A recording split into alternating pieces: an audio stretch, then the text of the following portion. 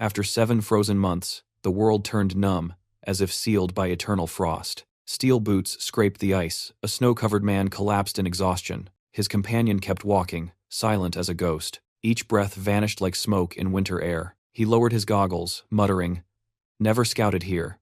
Food and fuel are worth more than gold now." Beneath hazy ice lay sunken towers he checked thick enough to cross. As he stepped forward, the ground quaked like it wanted to swallow him whole. Panic hit.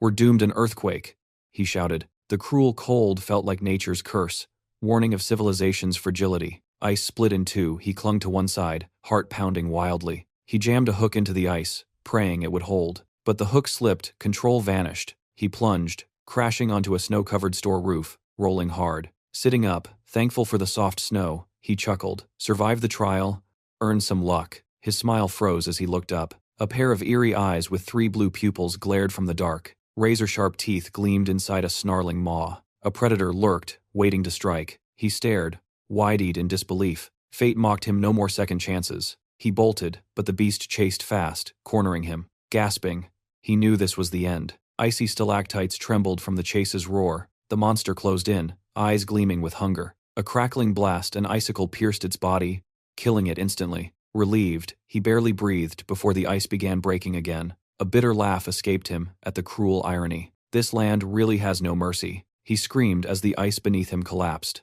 His body was sucked into a freezing underground pipe. Icy water tore through his flesh, making him shiver violently. A strange creature crawled near unlike anything known. It rejoiced at his presence and merged with him to end its loneliness. His eyes changed, glowing with an unnatural hue. They now mirrored the same pale blue as the creature's. He stood frozen, mind tangled in confusion. Touching his neck, he felt pain, but couldn't find the parasite clinging there. Steadying himself, he lit a weak flashlight through the thick darkness. He murmured head wandered too long, then spotted a frozen chocolate bar. Smirking faintly, he grabbed it and prepared to climb up. The surface world remained an icy grave. Only the sewers offered return. Dropping a rope deep down, he gazed upward, wondering when the nightmare would end. Thinking of his comrades battling hunger and cold, his heart tightened inside. The shelter felt even more suffocating than outside. Their icy stares pierced him, dissecting every breath. With trust eroded by scarcity, no one could predict another's reaction. In this frozen world, reason and savagery were separated by a blink. Merging into the crowd, he slipped away, waiting for a safe time to return to base. Before the familiar membered door, he knocked twice. The door opened instantly. A girl beamed, welcoming him home. Surprised, he asked, "You didn't hesitate? It's freezing out there." She hugged him tightly, as if Shed waited forever. Her honey-sweet voice whispered she just wanted to see him sooner. Teasing, she asked if he hadn't missed her, making him laugh at her usual charm. He warned her carefully about safety, but she pouted, feeling second to a lock. Chuckling, he proudly pulled a small gift from his pack. She tilted her head, curious. "What's that?" he replied softly. "Chocolate." She squealed with joy, hugging him like Shed received treasure. As he unpacked, she eyed the meager loot. Disappointed, he sighed and recounted his peril. No one seemed to notice his weary shoulders or worn backpack. She coldly split the candy bar, showing no sympathy. Before a weak flame, he sat in silence, burdened by hunger's weight. He held a pouch of saved seeds, dreading the thought of eating them. To eat them was to abandon the future entirely. If this goes on, well, turn into beasts, he thought grimly. If their meat weren't toxic, maybe we'd be fine, he muttered. He dropped a lump of fat into the stove. Flames flared, at least fuel remained. In this frozen hell, at least I'm alive, he wrote 142, 1606, Valentine's Day. He froze, realizing he'd forgotten something crucial. He sprang up, called the girl's name, no answer. A familiar voice echoed outside, breaking his confusion. His face flushed. The timing of that strange signal made no sense. He dashed out, shouting her name in panic. Suddenly, a club smashed his head before he could react. He crashed to the floor, clutching his skull in shock.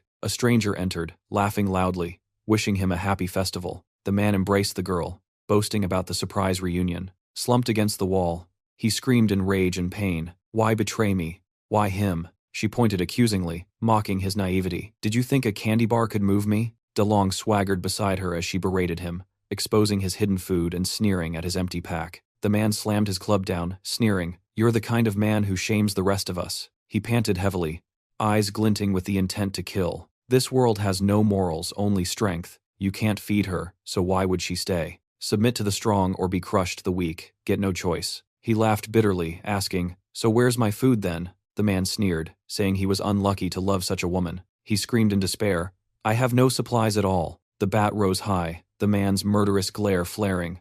"Want follow the strong? Then be eaten," he barked. Panic-stricken, he shouted, "What are you doing?" The bat struck his leg, snapped with a sickening crack. The next blow smashed his face, teeth scattering across the floor. His arm throbbed, bruised and burning with agony. The mob swarmed like beasts, beating him and tearing the room apart. One yelled, "Just rotten seeds, nothing edible." The man sneered coldly.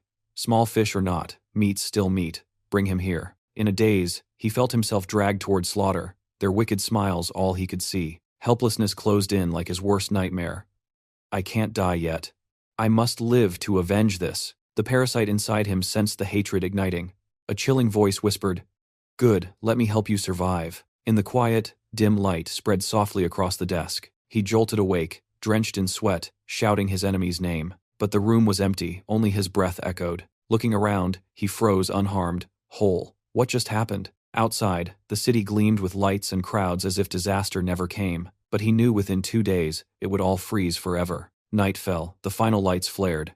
The countdown showed 1 day left. Powerful convoys rolled out from restricted zones under tight escort. In luxurious towers, parties blared, drowning out dread. In the slums, dark corners, black market trades quietly continued. The surface seemed calm, yet doom loomed unseen. One man stood silent, Mo, the only one who knew what was coming. Green auroras shimmered overhead, people snapped photos, unaware it marked the world's end. His phone buzzed violently, he frowned, who could be calling now? The name on the screen made his heart clench, Min, the traitor, reaching out again. The memory of her leaning on another man, saying coldly, "I just chose to survive," seared his mind. He snarled, "Fake woman, how could I ever love you?" His face darkened, he hit speaker, ready for battle. Her voice came, pretending casual. "You still up? Seen the aurora? Gorgeous?" "Huh?" She played sweet again before switching tone. "Send me money, I maxed my credit limit." Momo replied flatly, "We're done. Don't call again." Ignoring her protests, he hung up without hesitation. Without a blink, he deleted her contact eyes void of all emotion. He thought quietly, if fate gave me one more chance. His gaze hardened. Women like her deserve to be buried in ice. In Balukalin, Brooklyn, all was eerily calm. At 2358, day 146, Momo stood tense as wire, vowing not to repeat the tragedy. He scanned his memories, yes, same as before, and muttered, 28 hours left till the end begins. The cold would soon tear order apart, plunging humanity into chaos. With only an hour left, he listed essentials, food and weapons. He packed quietly, every motion wary, survival now mattered most. 2 cops appeared, eyeing him suspiciously. One muttered, "Looks shady. Wandering at this hour?" The other smirked, "Let me handle it." The fat officer stepped out, barking, "Freeze! Don't move!" Both drew guns, shouting, "Hands up now." Momo obeyed, but cursed inwardly. This area's gone mad, they think he's a thief. The blonde called dispatch, while the fat one demanded, "What's in your hand?" He answered calmly, "Just a phone, sir." He glanced at the clock. Midnight. He gritted his teeth. No time to play games with fools. Still, he stayed cooperative, hoping for a quick end. The fat cop lectured the rookie, "Don't approach suspects till they're checked." "Got it?" The rookie trembled, asking, "What's in the bag?" "Take it out." He smiled faintly, removing his backpack. "I'm a delivery guy, just food." He reached in, pulling out an iPad with deliberate care. The rookie screamed, "Weapon!" He's got a weapon. Panic-stricken, he pulled the trigger. The bullet shot forth death in motion. Time froze. "Damn it, not like this," he thought. "A second chance? Wasted already? No. I refuse." His eyes widened, every nerve stretched to the limit. A strange blue glow burst from his body, shaking the air. The rookie screamed in terror. Momo suddenly saw the bullet's path, every frame in perfect slow motion. He twisted aside, dodging it by a hair. It wasn't illusion, it was real. Facing the shooter, he roared, "Idiot! I pay taxes for you morons, and you shoot innocents?" He bellowed, "I've got no time for brainless pigs like you." The rookie, panicked, fired again. The shell clinked uselessly to the floor. Strangely, the bullet's metal casing froze solid midair. Momo lunged like lightning. His punch sent the rookie flying like a rag doll.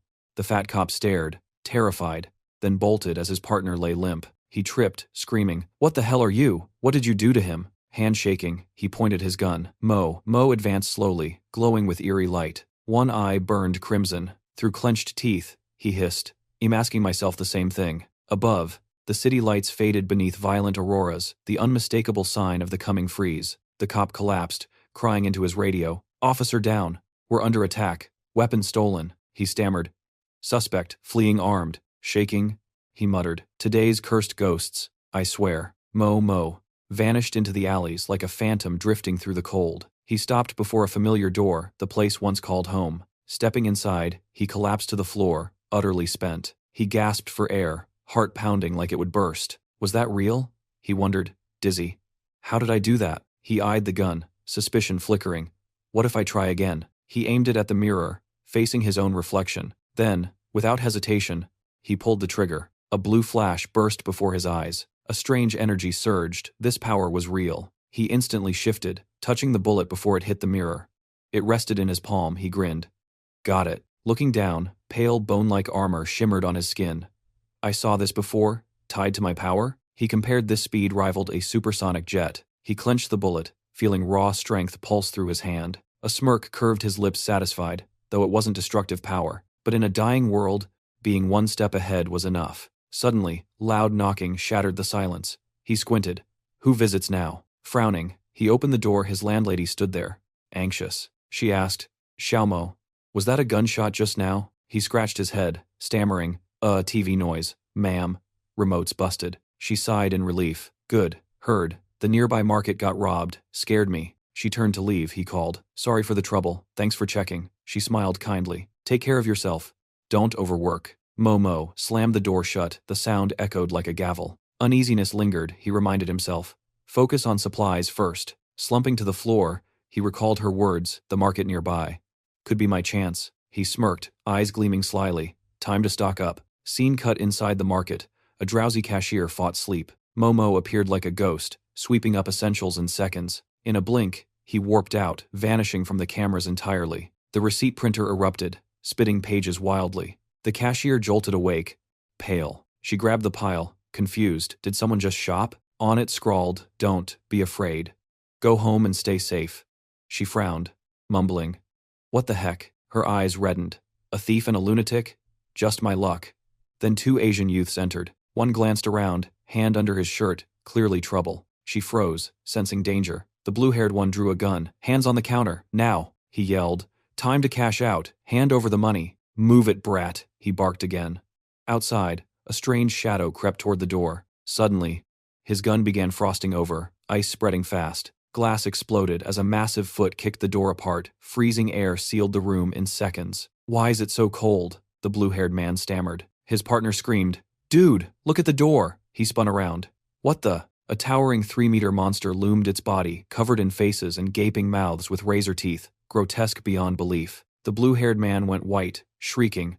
Holy shit, what the hell is that? His partner trembled, firing wildly at the creature. The bullets passed clean through, no wounds, no pain. Both howled. It's not dying. It's not dying. The creature's twisted arm shot out, gripping the blue-haired man's neck instantly. It let out a guttural shriek, like hell itself screaming. Without hesitation, it tore off his face, blood sprayed everywhere. The sound of ripping flesh made stomachs churn. The cashier collapsed, trembling, raising her phone to film the horror. The monster devoured the man, leaving her frozen in terror. Scene cut inside a police station. Officers scrolled lazily through live streams. New video from the kids, pretty fun, one said. Suddenly, the feed cut off. Startled, one shouted, Huh? Looks like a government alert. Loudspeakers blared. Attention, citizens.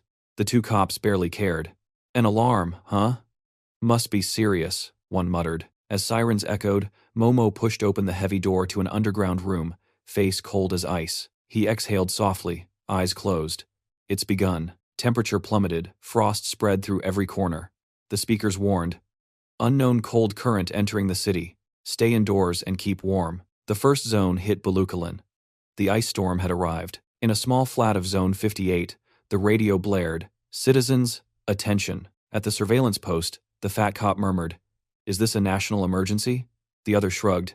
Nah, just weird weather again. The broadcaster tried to sound calm.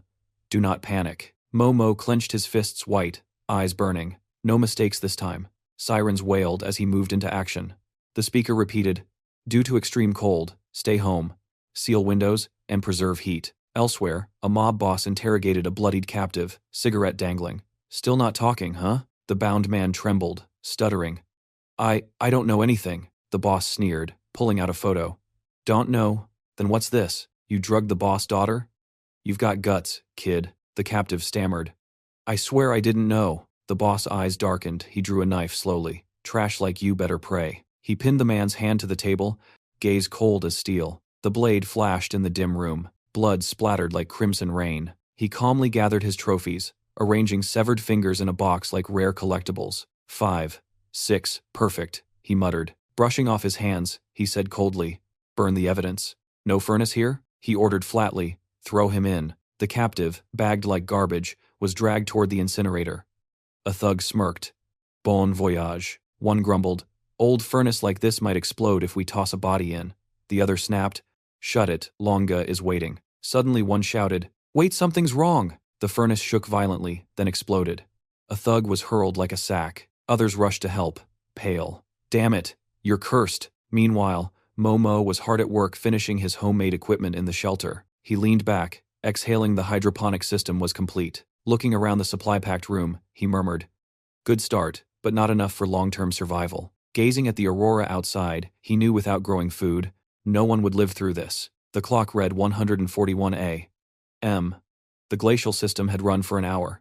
Momo muttered, need to hurry. No time for hesitation, each passing second drained life away. A sudden, frantic knock echoed. He frowned.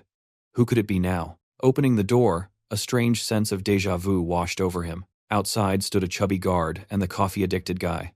Mr. Lin, sorry to bother you. Momo narrowed his eyes. What's the emergency? Radio says the temperature's dropping fast, and the heating's out. He frowned. Since when? The man nodded. We thought residents should know. He recalled same as last week, when the failure crashed the whole system. Clenching his fist, eyes blazing, he said, take me there, I can fix it. The guard brightened. Really? That's great. Door 408 closed behind them, leaving only urgency. As he turned toward the furnace hall, an older man blocked him. Mr. Lin, where to? He frowned. Isn't the heater that way? Old Du shook his head, leading them down to the basement incinerator. Momo halted, something felt off. It didn't match Mrs.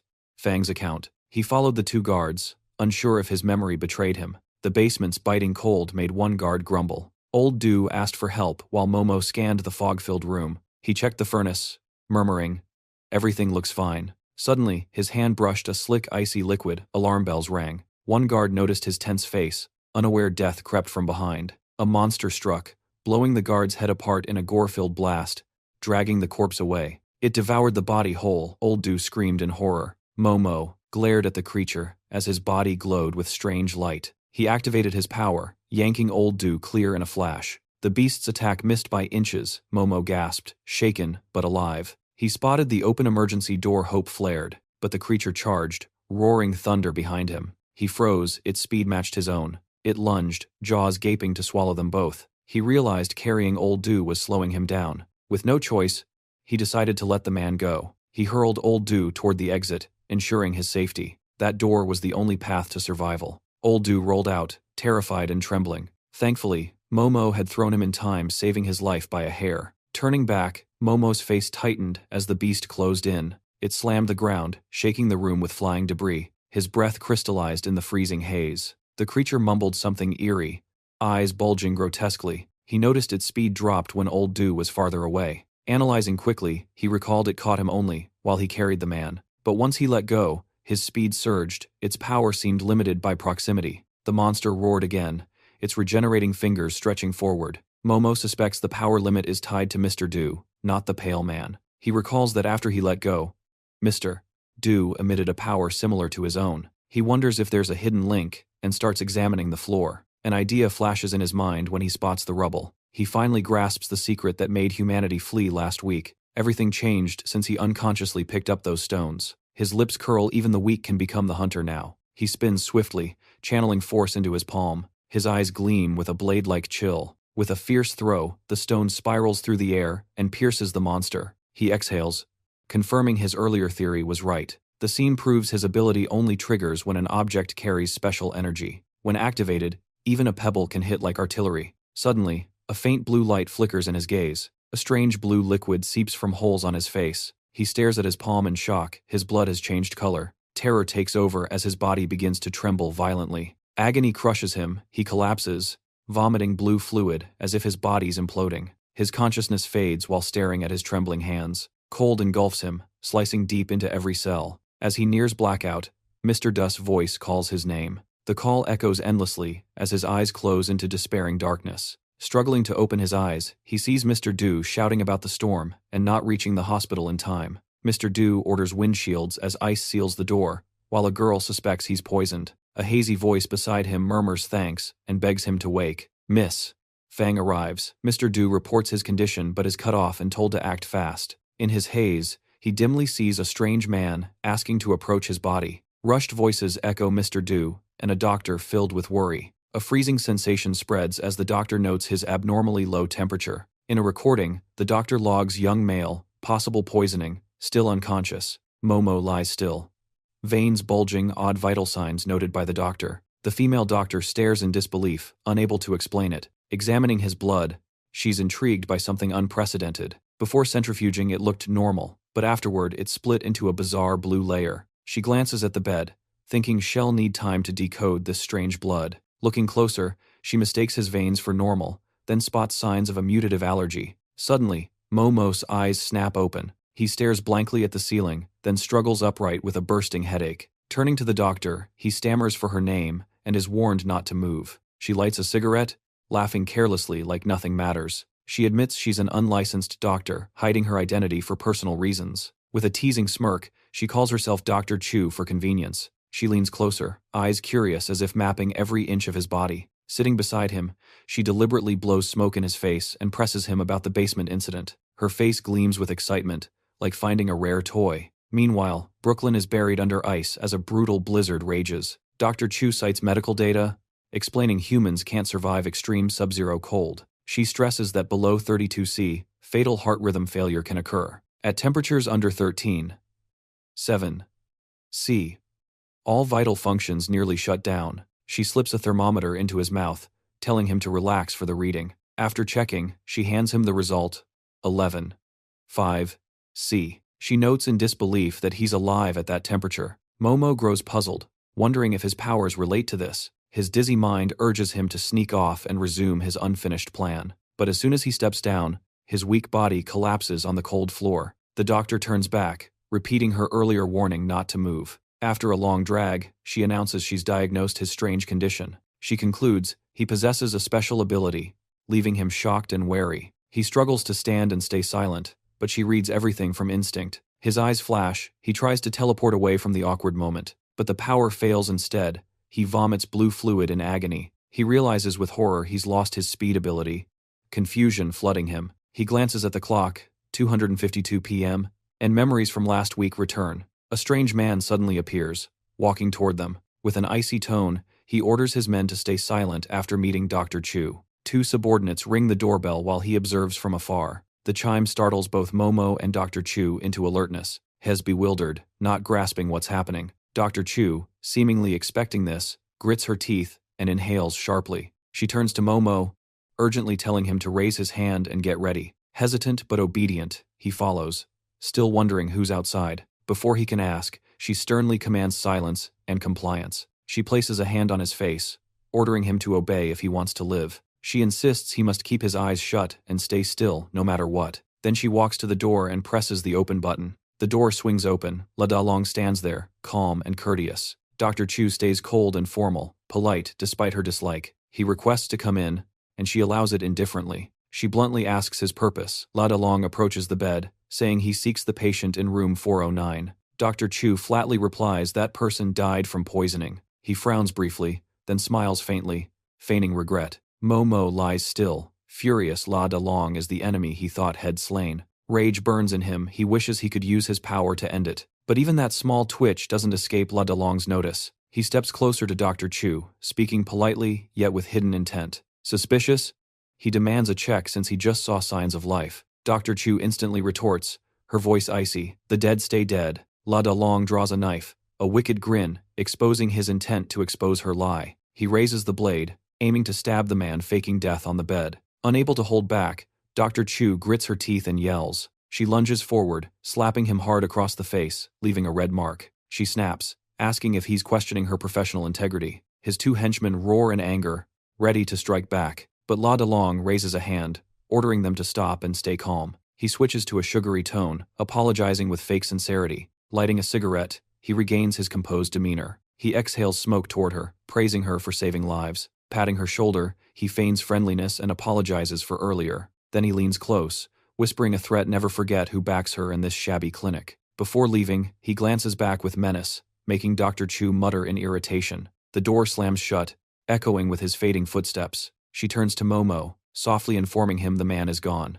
She guesses he must have 1,000 questions right now. Momo nods inwardly, torn between fear and confusion. Why did he want him dead, and why did she save him? Before asking, he awkwardly mentions his missing clothes, disappointing her. Outside, Brooklyn lies frozen under merciless snow. In an apartment, La DeLong's men guard a furnace. While one complains about his miserable father, the other dismisses it, blaming the harsh climate for his gloom. But La DeLong cuts in darkly, saying things will only get worse. He reminds them the government stopped all updates, the system has collapsed. He mocks that this endless frost might be divine punishment. A tied-up officer rages, shouting that real sinners should be punished instead. La DeLong smirks, claiming he's the one maintaining order here. Mr. Du fumes, condemning his unfair rules over the residents. La DeLong calls it fairness warmth in exchange for obedience. Mr. Du chokes on anger, cursing him outright. La DeLong stays indifferent, coldly stating the man in room 409 is dead. The words stun Mr. Du, making him fear Mo. Mo is truly gone. Inside, Momo wobbles while dressing, cursing his weakness for struggling even with clothes. Meeting Dr. Chu, he urgently asks questions. She responds with one about his coma duration. Momo honestly says 26 hours, but she tells him it's actually day 217. He freezes 6 whole days have passed, and much must be changed. She explains La DeLong now controls all heating, forcing residents to trade supplies. She shrugs, saying going outside is suicide, yet people still risk it. In Momo's mind, La DeLong's vile face burns a beast hell never forgive. He clenches his fists, restraining rage, then asks if there's a way to recover. She smiles faintly, as if waiting for that question all along. She replies there is, but only if he accepts her terms. Nothing's free. Exhaling smoke, she asks slyly, so, do you accept the deal? Momo agrees instantly, as long as it's within his ability. Dr. Chu steps closer, lifts his chin, and says she wants exclusive rights to study him as a living specimen. She smiles mysteriously, reminding him he's a fascinating case.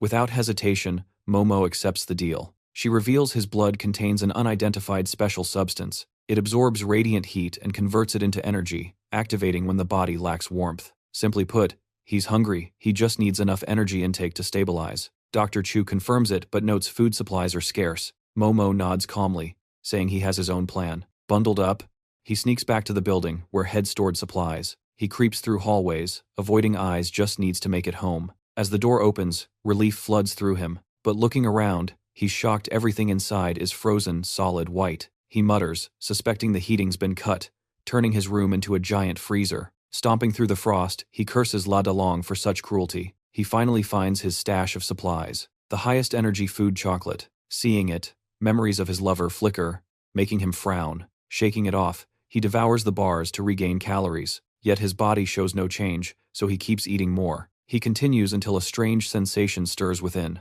A voice in his mind urges more energy, his body losing control as he eats into delirium. Suddenly, the door bursts open, a group enters, finding it unlocked. They gape at the stockpile, surprised no fingerprint cut was needed to open it. Momo has transformed, grinning with murderous intent. They shout in alarm, but he only smiles coldly, no longer himself. Elsewhere, Dr. Chu finishes analyzing his biological data. Murmuring to herself, she notes an unprecedented biological reversal. She jolts, realizing the danger of excessive sugar intake. A memory from 72 hours ago flashes shed seen a pool of strange blue liquid near the furnace. She revisits the scene, finding a weird tissue mass, and immediately grows suspicious. Without delay, she collects a sample, excitement rising as she studies it. Rechecking the system, she sees the surveillance cameras still active. She calmly decides to access the security room for data review. Suddenly, the government broadcast echoes through the frozen complex. The voice urges all residents to pay attention. They're told to ration supplies as life inside grows more desperate. Mr. Du is beaten unconscious by La DeLong's men and dragged away. One thug grumbles about the old man's stubbornness, the other recalls their boss' warning. La Dalong declares a heat tax to be collected from every tenant. Many think Mr. Du ordered it, leaving them confused. But La Dalong laughs maniacally, amplifying despair over the intercom. He manipulates the heating system like a switch of life and death. His laughter echoes down the icy corridors. A cold voice speaks inside Momo's mind, asking about his hatred. Momo jerks in shock, hands twitching, not understanding what controls him. The voice repeats sharply, "Do you bear hatred for La Dalong?" His image invades Momo's mind like a parasite, igniting madness. Hatred for La Dalong becomes Momo's sole instinct. He roars and lunges at one of La Dalong's thugs. The man's throat is crushed, body imploding from within. Momo's consciousness sinks into manic delirium. Every figure before him morphs into a mocking La Dalong. He hurls an enemy into the wall with brutal force. The corpse drops straight from the upper floor. A returning resident witnesses the horrific scene. He cries out in horror at the charred body. The flesh is burnt away, revealing stark white bone. It seems the victim fell from above. The remaining thug freezes, unable to comprehend such monstrous power. He stares at Momo in terror, asking if he's even human. A crimson aura glows around Momo like a ghostly aurora. Realizing there's no escape, the thug charges desperately. Momo grins grotesquely. Humanity gone. To him, the foe is just another face of La Dalong. He dodges strikes faster than the eye can follow. The thug panics, unable to land a hit. Momo even waves mockingly, dripping disdain. The man attacks again only to rush into his own death. The next attempt ends the same way. In Momo's mind, the screaming enemy is La Dalong, fueling his fury. He stands still, eyes cold, replying to the provocation in silence. The thug gathers his strength for one last charge. Momo blinks and the man dies instantly, vanishing mid-motion. At that moment, a voice calls from the doorway. "Don't be fooled by appearances," it warns. Momo turns and freezes when he sees Ming has transformed. His former lover now aims a gun at him. A shot rings out, piercing him, but the pain is illusionary. In reality, Dr. Chu appears, gently telling her it's just Izolin. Momo's body weakens, collapsing like rotten wood. Dr. Chu catches her, explaining the drug drains excess energy. The stockpiled room stuns her. She can't fathom what it all means. Poverty and desperation, she muses, are the roots of human sin. From hunger to conflict, humanity keeps replaying its old tragedies. High-tech agriculture once supported civilization's growth, but in this frozen world, farming is only a distant dream. Dark history repeats through famine, yet Momo is a living anomaly. After overdosing on sugar, he lost control but was saved by a timely injection. She sighs helplessly, just awake, yet already forced into deep sleep again. She eyes the stash of tomatoes, wondering what purpose they serve. Then she picks one and sits by the counter. She bites slowly, savoring the strange flavor like a first-time eater. Even Dr. Chu falls under its spell. The taste exceeds expectation, irresistibly addictive. The room overflows with fruit, enough to feed the whole block. The blizzard rages on, trapping everyone in exhaustion. A couple braves the cold outside, returning empty-handed, the wife faint from hunger. He frets over her, while she fights to stay composed despite the chill. She reassures him softly that she's fine, no need to worry. He rummages through his bag, recalling a chocolate bar somewhere inside. She stops him, saying there's no need she left it behind, but he insists it's in his coat, making her laugh. She gently reminds him, there's no need to look. She says he already gave it to their child this morning. He forces a sheepish smile, mumbling he forgot. Hunger and despair crush his spirit. He calls himself useless. A white monster's claw rips through the air, killing him instantly. His face shatters, barely human anymore. The wife screams as the massive beast towers before her in the blizzard. It roars, shredding her husband without mercy. Blood splatters across her face in a nightmare moment. She freezes in horror at the grotesque sight and the beast's savage grin. Everything happens too fast. She stands paralyzed in panic. A sudden voice snaps her out of her daze. The voice shouts, calling her back to reality. From above, a man waves and yells for her to run toward him. He screams again, "If you want to live, hurry." Trusting that voice, she runs with all her strength, the beast charging behind. It races like a nightmare, flickering through the white snow. Her eyes widen in terror as she prays not to be caught. Despite her effort, she falls face first in panic. She rolls several times across the freezing snow. The beast closes in, claws nearly touching her. Exhausted, she lies still, surrendering to fate. At that moment, from above, the man strikes, turning a liquor bottle into a weapon. He hurls the flaming bomb at the monster. The bottle explodes, fire bursting brilliantly. The baby howls in agony, writhing in flames as the woman seizes the chance to flee. She glances back, relieved the beast is gone from sight. She dashes into the building, spotting the elevator with rising hope. But everything shatters, the wounded beast still pursues relentlessly. It howls in madness, smashing through everything in its path. She desperately pounds the elevator button, praying it works. The long-broken lift refuses to open. A shout echoes from above. "Close your eyes now." She gasps, confused and terrified. A blinding beam of light shoots straight at the beast. It screeches in pain, burning under the glare. The man appears with a staff, ready for combat. His cold gaze shows calm control, his counterattack planned. A power cord from his electric guitar vibrates the air. The deafening sound, amplified by giant speakers, tears the sky apart. The monster staggers from the sonic assault, while the man keeps playing, tormenting it further. Once, Dorothy dreamed of becoming a doctor as a child. As she grew, she chose to heal minds instead of bodies. She became a dedicated therapist. Fate intervened when she met Matt. They fell in love at first sight, as if the universe itself had arranged their story. They married, had a daughter named Me, and bought a new apartment. But disaster struck, the world froze, monsters emerged, chaos reigned, yet they fought to survive. Now Dorothy stands before madness. A stranger wielding a guitar subdues the by-bee. She stands frozen, unable to believe such absurd insanity is real. As the fierce melody ends, the guitar sound softens. The monster instantly lunges back in fury. The man stays calm, smiling teasingly. He stomps the trigger beneath his foot. A thunderous crash follows as a steel crane plummets down. Just as the beast comes into sight, it's buried alive beneath tons of metal. With one last roar, it vanishes into the wreckage. Dorothy still trembles, unable to believe it's over. Has it truly ended? Tears stream down, whether from grief or fear, she can't tell. The man approaches, eyes gentle and reassuring. "It's okay now," he says softly, helping her up. They light a fire, fixing what they can, her eyes still haunted by loss. She gazes at her locket with the family photo, a broken memory never to heal. He hands her a condolence note, voice heavy. They sit silently by the faint flame in the frozen stillness. He murmurs cryptically. Everything eventually returns to dust. He turns to Dorothy, stressing that the living are what truly matter. Dorothy stays silent, filled with doubt and unease. Noticing her confusion, he quickly changes the topic, apologizing for rambling. As the warmth fades, he suddenly recalls something important. Before he can speak, Dorothy introduces herself first. The exchange is brief but meaningful. He nods slightly, gratitude in his sincere gaze. With humble grace, he says, "No need for thanks." Dorothy curiously asks if he too is searching for supplies. He smirks, dodging the question amid the tense atmosphere. Suddenly remembering something, he opens his bag to pull something out. It's a photo he's from the south, searching for an old friend, but got stranded by the storm. He shows Dorothy the picture, describing his bandmate from high school who wore a hat. Dorothy freezes. The person in the photo is the resident of room 409. At that moment, the entire complex shakes violently, as if something massive approaches. A deep rumble echoes, trembling the ground.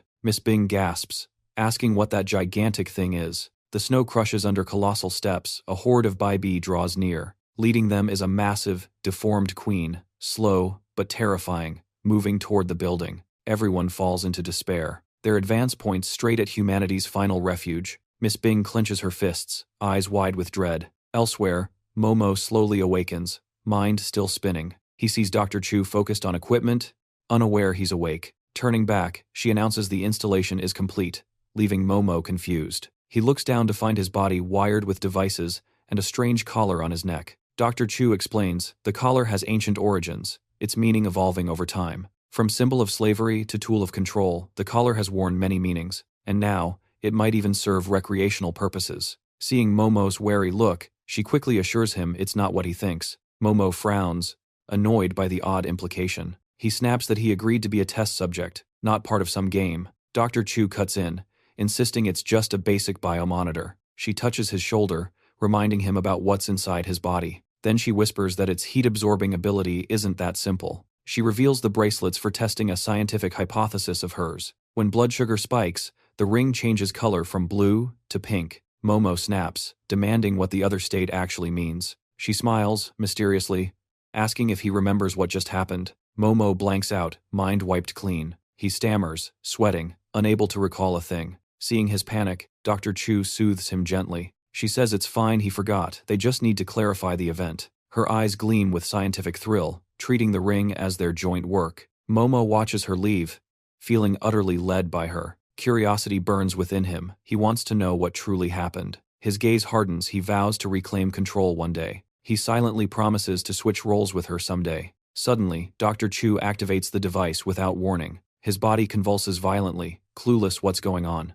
He panics as thick sugar solution is pumped into him. His blood sugar spikes, and the ring flashes pink instantly. He grits his teeth, furious at her bizarre experiment. She scribbles notes, then approaches as if recalling something. Her unpredictable move makes him deeply uneasy. She places a potted plant before him, eyes oddly gleaming. He feels irresistibly drawn to the plant. His vision blurs as excess sugar floods his system. A crimson light bursts from him, followed by a furious roar. Then, an unfamiliar voice praises that feeling. A shadow darts past, narrowly avoiding Dr. Chu. That figure halts in the pressure-filled space. It walks slowly, each step radiating power. It's Momo's voice, but not him. It says he can finally see it now. He panics, unable to believe what he's seeing. Before him stands his duplicate, radiating dominance. He chokes out, asking if it's truly him. The absurdity makes him scream that it's an illusion, but the copy says Dr. Chu can't hear them now. Dr. Chu stands frozen, motionless like locked in place. He demands to know what it did to her. It smirks vaguely,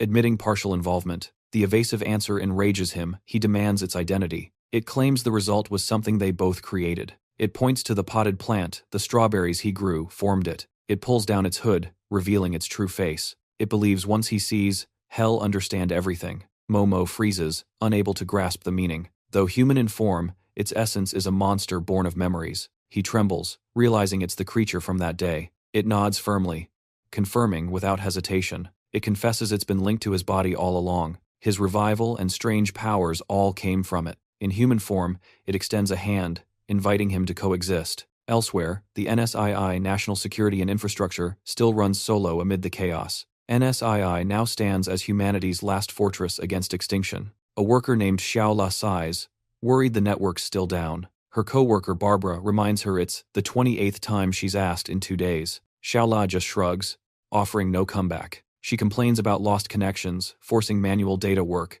but Barbara's sick of hearing it. Barbara cuts her off, bluntly saying they're both dodging responsibility. She stands, urging Xiao La to finish the report, but Xiao La just stammers. Barbara demands the finished part, ignoring Xiao La's confusion about the rest. She smirks, saying the reviewer won't read it carefully anyway. Sure enough, the supervisor skims it, leaving Barbara disheartened by the system's decay. She stays silent, as leadership repeats empty orders. Frank Kitch, a senior officer, paces while listing threats to climate, network, and comms. He stresses the special ops teams have gone silent too long, with zero response. Barbara grows impatient with the higher-ups' indecision. She mocks that wars don't change but their soldiers are stuck. Unable to hold back, she kicks the chair in anger. She lashes out at their clinging to outdated political strategies. Finally, Frank enters Barbara's lab coldly, asking why he's only seeing this now. Frank freezes at the sight of a massive creature locked inside. Before them stands a twisted monster captured near the Lugu region. It mumbles like borrowing human speech, making Xiao La shiver. Analysis shows it was once human but has mutated. Frank's skin crawls, seeing something familiar on its neck. A seemingly plain cord hints at something serious. It might have been an external agency employee once. Frank doubts it, but Barbara says it happened right before the network cut. A missing operative near that zone was found lifeless. Old data confirms he was the commando codenamed Boba, but 24 hours later, his corpse mutated into the creature before them. Xiao La adds they have old CIA files, noting the creature existed pre-Ice Age. She plays a supermarket video showing 2 entities, one dubbed the Hollow Shell. The other, with extraordinary power, was codenamed Zero, and Frank freezes, realizing it's Lin Mo. Back to the present. Momo now faces the strange being that morphs into a young girl before his eyes. A moment ago, it was a grotesque monster. Now it's a human beauty. In that form, the creature stares intently at Momo's body. A sly smile crosses her lips. Suddenly she lunges, teasing, "Humans get shy when naked, huh?" Momo backs off, heart racing, doubting it's real. He looks around, everything's frozen, time itself paused. As if reading him, she says, "You're starting to get it now." Momo gasps. "You can read my mind?" She giggles. "Of course we're one now." Her tone carries a mocking edge toward his choice of words. It explains the illusion is triggered by the injected sugar, awakening its consciousness inside him. Then it confirms, its special blood now flows within his body. The strange blood grants him his unusual power. He frowns, demanding why it had to parasite on him. It smiles gently, like soothing a curious child. Then calmly says, "We are not human, nor of this dimension. To survive, its kind must symbiotically merge with intelligent beings from other realms." Momo fumes, suspecting this is some sci-fi nonsense. The creature continues, it has no name, unable to define its own existence. Time means nothing to it, non-linear, without start or end, only drifting. Only when inhabiting others can they affect the material world. Its voice turns heavy, burdened with unspoken sorrow. It confides a yearning to be known, to have a name, to see the citadel of time. Momo suddenly feels pity, realizing its loneliness in existence. The creature pauses briefly, then laughs. You pity me? How humanly strange. Smugly, it claims choosing humans as hosts was the right call, but it warns. Since we merged, the hollow shells have marked you. Outside, a swarm of monsters approaches the apartment complex. A chaotic mix of creatures gathers as if drawn by a signal. The queen hisses. The sense right, it's here. The horde roars together, receiving its command. They surge forward without hesitation. All barriers rip apart under their mad assault. In the lab, Momo rages. Still unsure what hollow shell means, the creature only smiles mysteriously. Before vanishing, it says, if you need me, come find me. You know how. A clap echoes through the air. It dissolves, and the room returns to normal. Test tubes fall, motion resumes, but outside, the nightmare continues. The catastrophe officially begins. The pale-skinned beasts flood into the apartment tower. They slaughter everyone mercilessly. Screams echo through every floor. Blood gushes, painting the floor crimson. Someone cries out in despair, the doors locked from within. Panicked residents struggle, but the sealed doors trap them inside. It means they're all locked in, waiting to die. At the incinerator where old Dew is held, the beasts catch human scent. He peers out. What the hell is coming toward him? La Dalong's underlings are torn apart before his eyes in seconds. Old Doe watches their every move with cold focus. He realizes they're the same species as the red monster before. Exactly the same markings he's seen before. They seem to use human blood as their main nutrition source. Two pale beasts feast on blood. Unaware of his presence, he must escape. But the ropes are too tight and slick to break free easily. Still calm, he mutters. Time to use my old trick again. He grits his teeth and dislocates his wrist with a painful crack. That allows him to slip free from the bindings. His old wound trained him for dislocation, and now it pays off. He sneaks away, careful not to alert the two monsters. Yet he knows time is short, he must act now. His destination, the security room, hiding weapons in a safe. Luckily, the thieves who searched earlier ignored that area. But fortune fades, a white-hide beast has caught his scent. Hez now in deadly peril. Danger closing fast. In the lab, Dr. Chu inspects plants growing abnormally fast due to Momo. He snaps, "Can we open it now?" She calmly replies, "You can't use your power too long, it'll drain you badly." Momo fumes, insisting she's gathered enough data, so why not remove the device already? Suddenly, a loud noise above warns of impending disaster. Strange sounds echo outside the lab door. Dr. Chu frets. What's happening? While Momo senses danger, face turning pale, he mutters, "Could it be?" A white-hide beast bursts through the door into the room. It roars madly, radiating brutal energy. A familiar voice echoes in Momo's head, its hollow shell. Hez shocked, "You're still here?" But before he can finish, the entity cuts him off. It snaps. Not the time for dumb questions. The monster's targeting Dr. Chu. If he hesitates, shall die before his eyes. Momo grumbles. "Why are all the women around me such trouble?" "No time to hesitate," he shouts. "Sorry, forgive me." He grabs Dr.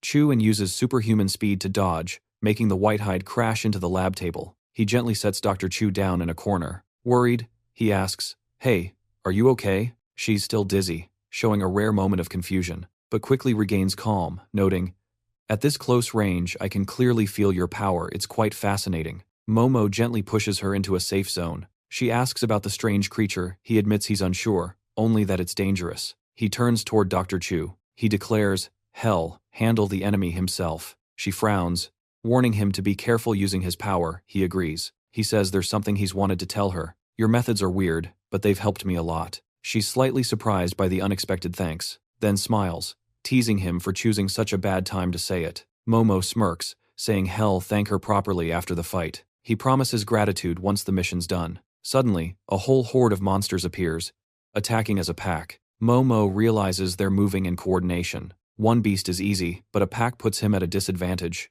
Dr. Chu jokes about his thank you. He replies, "Shall have to wait." The white-hides charge in unison. Momo starts tracking their moves. He determines only head strikes can kill them efficiently. He activates enhancement mode. Energy surges through him. Dr. Chu silently watches via the monitoring system. Rikogen levels hit maximum. She needs to see Momo's limits. Momo dodges and recalculates tactics to avoid being cornered. He grabs a beast's head with crushing strength, then hurls it onto others for maximum impact. He notices the monsters coordinating intelligently. Momo vows hell never be the hunted again. He activates acceleration, making time slow in his eyes. In this state, he easily reads enemy attacks. With sharp analysis, he takes down 2 beasts and escapes the encirclement. Momo charges forward, fists tightening for a strike. With enough speed, even an unarmed punch hits like a weapon. He kicks hard, fusing it with destructive sound power. The shockwave tears the monsters apart. Still, many remain, retreating before his fierce aura. Dr. Chu notes his energy is used more efficiently now. Consumption is low, he still has 91 energy units left. She grows more intrigued, her gaze colder. She mockingly addresses him like a lab specimen. Her amused voice urges him to keep fighting. Momo realizes she's studying his body's reactions. He powers up his muscles and uses sonic skill to sweep the field. He adds control moves to immobilize foes. After defeating them, the situation stabilizes. Momo's biostats return to normal levels. His genetic activation rate reaches a remarkable peak. His strength keeps rising, yet his body remains unharmed. Rage surges inside him. The scene's full of corpses. She ponders a new problem. She stares at him, implying he knows more than he admits. She demands full disclosure about the experiment. Elsewhere, old Du collapses after a fierce fight. He falls unconscious. When he wakes up, everything around is chaos, leaving him confused. In his hand lies a blood-stained crowbar impaling a Whitehide's corpse. He pushes the carcass aside. Memory returns without that weapon. He'd be dead. That metal rod is the only reason he's still alive. He knows meeting another pack means near-certain death. Suddenly, his phone rings even though the network's been cut. A strange number flashes on the screen. He answers. A calm voice greets him. The voice addresses him with an old, loaded title. Meanwhile, Momo tells Dr. Chu everything he knows except about resurrection. Dr. Chu changes into more practical clothes, hands him armor, and asks him to zip it up. He complies, then curiously asks why the sudden wardrobe change. She points at the ceiling, telling him to look up. She explains the creatures crawled in through the maintenance ducts, the system's broken, and temperature's shifting. Suddenly, pounding hits the door in rapid bursts. They open it to check. A silent little girl stands there. Momo recognizes her as the neighbor kid, but she says nothing, runs off. He worries and follows, while Dr. Chu grumbles. As he chases, horror fills him at the hallway scene. Blood splatters everywhere. Bodies strewn across the floor. Many corpses are mutilated, shocking him deeply. He spots bullet marks and steps carefully past corpses, following the girl to the stairs. At last, they reach a landing. The girl stands before old Do, unconscious, still clutching his crowbar. Momo freezes. Did the old man die? Memories flash. Old Do once helped him in a past life, but was later killed by Whitehides. In the apocalypse, good people rarely survive, he thinks, then kneels to check. Old Do suddenly grips his hand tight. He weakly mutters, as if unable to believe he's still alive. Old Do wakes, smiling weakly, saying he's not dead yet and still owes him a meal. The little girl tugs Dr. Chu's hand closer. Looking up, she asks if the woman is a doctor. She fiddles with the Red Cross badge, begging for help. Dr. Chu stays silent, then steps forward, agreeing to a free checkup today. She examines Do's wounds. Asking what happened, he gives a long story. He says, after escaping the boiler room, he tried to reach the security office, but the ground floor was overrun by monsters. He diverted through the emergency exit and met a few survivors. But the creatures multiplied, forcing them to retreat upstairs. On the way, Du recalls horrifying, bloody scenes. The image of Dai Long appears cold, gun in hand. He ruthlessly shot civilians one by one. Blood sprayed, bodies drained dry by Whitehides before terrified eyes. Du roared in anger, unable to grasp what Dai Long was doing. Dai Long smirked, saying killing people was the best way to buy time. He kept shooting without hesitation. Even children weren't spared. He claimed it was natural since the world began. He justified it as the law of survival. Du shielded the girl, taking a bullet and collapsing. Dai Long walked on calmly, still firing. Dr. Chu removed the bullet in time. He wasn't fatally hit, but had lost too much blood. Momo realizes the killer is Dai Long. He steps forward silently. Dr. Chu asks his intent. He doesn't answer. His cold gaze says it all. Elsewhere, Dai Long keeps killing despite all pleas. Humanity has left him completely. He admires the corpses, believing he's drawn the Whitehides. He opens a storage room, planning to hide there to survive. But before entering, a shadow appears behind him. Momo steps out, voice icy, calling Dai Long's name. Dai Long startles, thinking Momo was dead, and opens fire. But Momo dodges easily, charging like a storm. In seconds, Dai Long's limbs are shattered, blood gushing everywhere. He groans, confused about the assault. Hess shocked they had no personal grudge, or so he thought. Momo replies that monsters like him bury their sins under others' graves. He drags him to the balcony, warning that if he ever lives again, he'd better change. Yet the pain of lost lives still haunts Momo. His fury burns not just at Dai Long, but at himself. Power erupts within him, as if burning away his guilt. He burns Dai Long alive on the spot, then leaves the corpse for the Whitehides to feast on. His eyes turn to ice. He vows every cruelty will be repaid with a heavier price. In the freezing apartment, Du and Little Mai huddle by the fire. Dr. Chu observes, guessing the unit was once looted and used as storage. Still, some materials here can be reused. Momo sits in silence, unable to shake off the purge's aftermath. He wonders why revenge only leaves him hollow. Even with the enemy dead, he feels adrift. Dr. Chu sits beside him, touches his shoulder, grounding him. She says she's not surprised he's carried that hatred too long, but still thanks him for acting. She admits plainly that Monster's death was worth it. Momo, surprised, asks if she too had a grudge against him. Dr. Chu's eyes darken as old memories resurface, but she stayed silent, saying nothing more. Mama stood up, dodging the topic, unwilling to reopen old wounds. He looked around, realizing this place was decent but far from ideal. With such a structure, hidden heating systems might still exist inside. He remembered the wounded and the kids' shelter had to be improved fast. They couldn't survive by burning fuel forever. Ongdo agreed, but worried since monsters had taken over the whole building. Little Mi shivered and kept sneezing, worrying everyone. Mama feared death without heating. Ongdo had a risky solution. Leading the way, Mama followed the water pipes as Ongdo instructed. They entered a secret passage, Ongdo, found back when he was a maintenance worker. A scene of death suddenly unfolded before him. Piles of corpses, human and monster, made it gruesome to behold. The air was tense. A fierce battle had clearly happened here. A strange noise came from the door, putting him on alert. He suspected it might be another Bai Pai, but no, it was Dr. Zhu, bursting into the room. She crashed right into him. They both fell, with him pinned beneath her. He reacted. She coolly called him a test subject, leaving him speechless. She pressed a finger to his lips, signaling silence. Something lurked nearby. A chill drifted through the air like a ghostly breath. They backed into the shadows to avoid detection. She whispered, asking what creature it was. Mama shook his head, asking why she came. She said Lao Chao hadn't finished explaining, but it was something important. To open the way to the boiler room, 2 skilled technicians were needed, and with Mama nearly exhausted, going alone was suicide. Before she could finish, the creature drew closer. Mama saw it clearly. It wasn't a Bai Pi, his strength fading. He recalled Ongdo's words about human blood drained into the pipes. He wondered where that blood was being sent.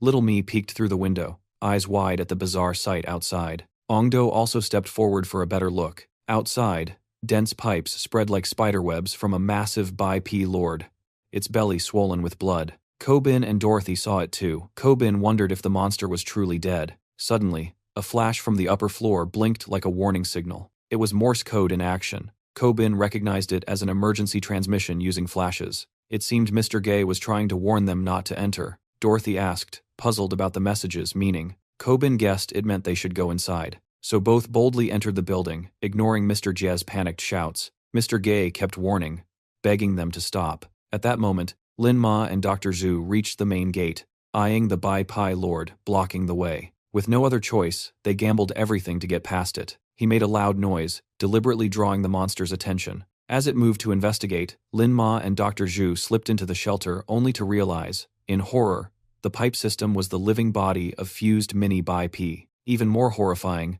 human remains were fused into the hive's structure. They kept merging into a new being, a sentient, evolved Bai Pai. It drew a blade from its guts, deathly aura making Lin Ma shudder with dread. The monster lunged at Dr. Zhu so fast no one could react in time. Even at full power, Lin Ma couldn't catch up. In that instant of life and death, he threw himself forward. But he couldn't stop the blade that pierced Dr. Zhu. Outmatched, Lin Ma was nearly spent, unable to fight back. He gasped for breath, sweat soaking his trembling body. The monster stood poised, its icy gaze fixed on them. Lin Ma staggered, clutching his wounded shoulder in agony. This creature was unlike any ordinary Bai Pai. Its eyes glinted with cold intelligence and strange resolve. In them flickered an image of Dr. Zhu, as if stirring buried memories. A strange fury welled inside the Bai Pai. It screamed without knowing why. Then it charged at Dr. Zhu like a furious storm. Lin Ma shoved her aside just in time, but the blade cut deep into his chest, blood gushing violently. He gritted his teeth, cursing the creature's monstrous speed.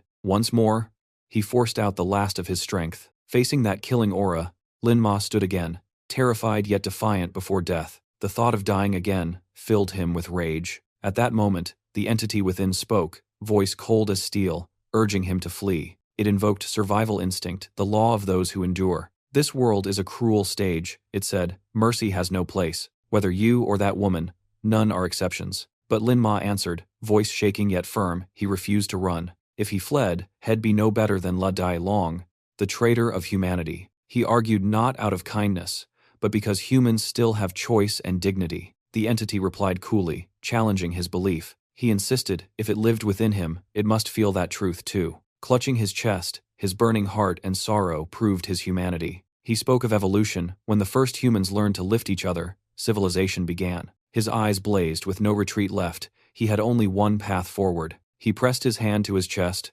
drawing a cross of blood and energy. Blue veins glowed with unyielding will. His belt flared, energy surging like a roaring torrent. Sensing danger, the Bai Pi countered, unleashing twin X-shaped slashes. To Dr. Zhu, Lin Ma no longer looked human. He had transformed into a Bai-Pilique form, leaving her stunned, speechless. Overwhelmed, she couldn't utter a single word. Lin Ma's body turned pale white, brimming with power beyond mortal limits. He faced the evolved monster head-on. The Bai Pi roared, claiming to be the true form, but Lin Ma's energy completely overpowered it. The entity inside laughed darkly, admitting Lin Ma was nearing the source of true power. Without hesitation, Lin Ma charged forward, landing a devastating punch that forced the enemy back. He followed with a jaw-cracking strike, giving it no chance to counter each blow lethal. But it still wasn't fast or strong enough. He roared like a beast. Dr. Zhu watched through her device, stunned by his near-infinite energy. She stared in doubt, questioning the true nature of that power. The Bai Pi attacked suddenly. Lin Ma blocked, saying though their origins were the same, their strength differed. He admitted the similarity made fighting it extremely hard. Even so, he dodged with lightning speed, avoiding fatal blows, then countered with a punch that sent the creature reeling. He realized acceleration was the key to his strength. If used right, he could completely overturn the battle. Suddenly, the Bai Pi shifted target, rushing toward Dr. Zhu at blinding speed. She screamed in terror as the blade neared. Lin Ma roared, commanding it to stop, his voice echoing through the chamber. He slammed his fist into the ground, cracking the floor open. The monster leapt high to dodge the shockwave. The blade halted just inches from Dr. Zhu's forehead, the world frozen still. Lin Ma seized the moment, dashing in like thunder. His eyes burned with unshakable resolve. He swore to wipe out every threat. His flurry of attacks was so fast they blurred into afterimages. A single, mighty punch to the creature's gut made it explode violently. Dr. Zhu crouched in a corner, still trembling in shock. Returning to human form, he offered her a hand, gently saying there were more urgent matters ahead. On the screen, the temperature rose to 26°C proof. The heating system was online. Lao Chao and little Maggie cheered with joy, warmth finally returning. But Maggie suddenly burst into tears, missing her mother. A noise came from the door. Lao Chao flinched. Maggie clung to him in fear. They feared it might be another Bai Pi approaching. But a familiar voice called from outside. Lao Chao, we're back. Lin Ma and Dr. Zhu stepped in. Lao Chao shouted their names in relief and lingering fear. The two exchanged puzzled glances. Dr. Zhu smiled softly, warning him not to get too excited or reopen his stitches. Lao Chao pointed at the heater pipe, trembling, saying he heard strange noises, maybe a Bai Pi. Lin Ma looked up, face tightening at the odd sound. He wondered if the system was just too old. He calmly assured them it might just be an illusion, since the Bai Pi had been drained below. But then the heating pipe suddenly collapsed. A massive chunk of metal crashed down where Lin Ma and Lao Chao stood. From the wreckage, a strange figure emerged, putting both instantly on guard. They readied to fight. Lao Chao shouted that he was right, while Lin Ma feared the Bai Pi had evolved into blood crafters. Suddenly, Maggie screamed, "Mom!" From the debris stepped Dorothy Perrette and Ko Bin panting. Realizing it was a heat duct, not ventilation, Dorothy gasped, calling her daughter's name. Maggie quickly recounted everything in her innocent voice. Monsters,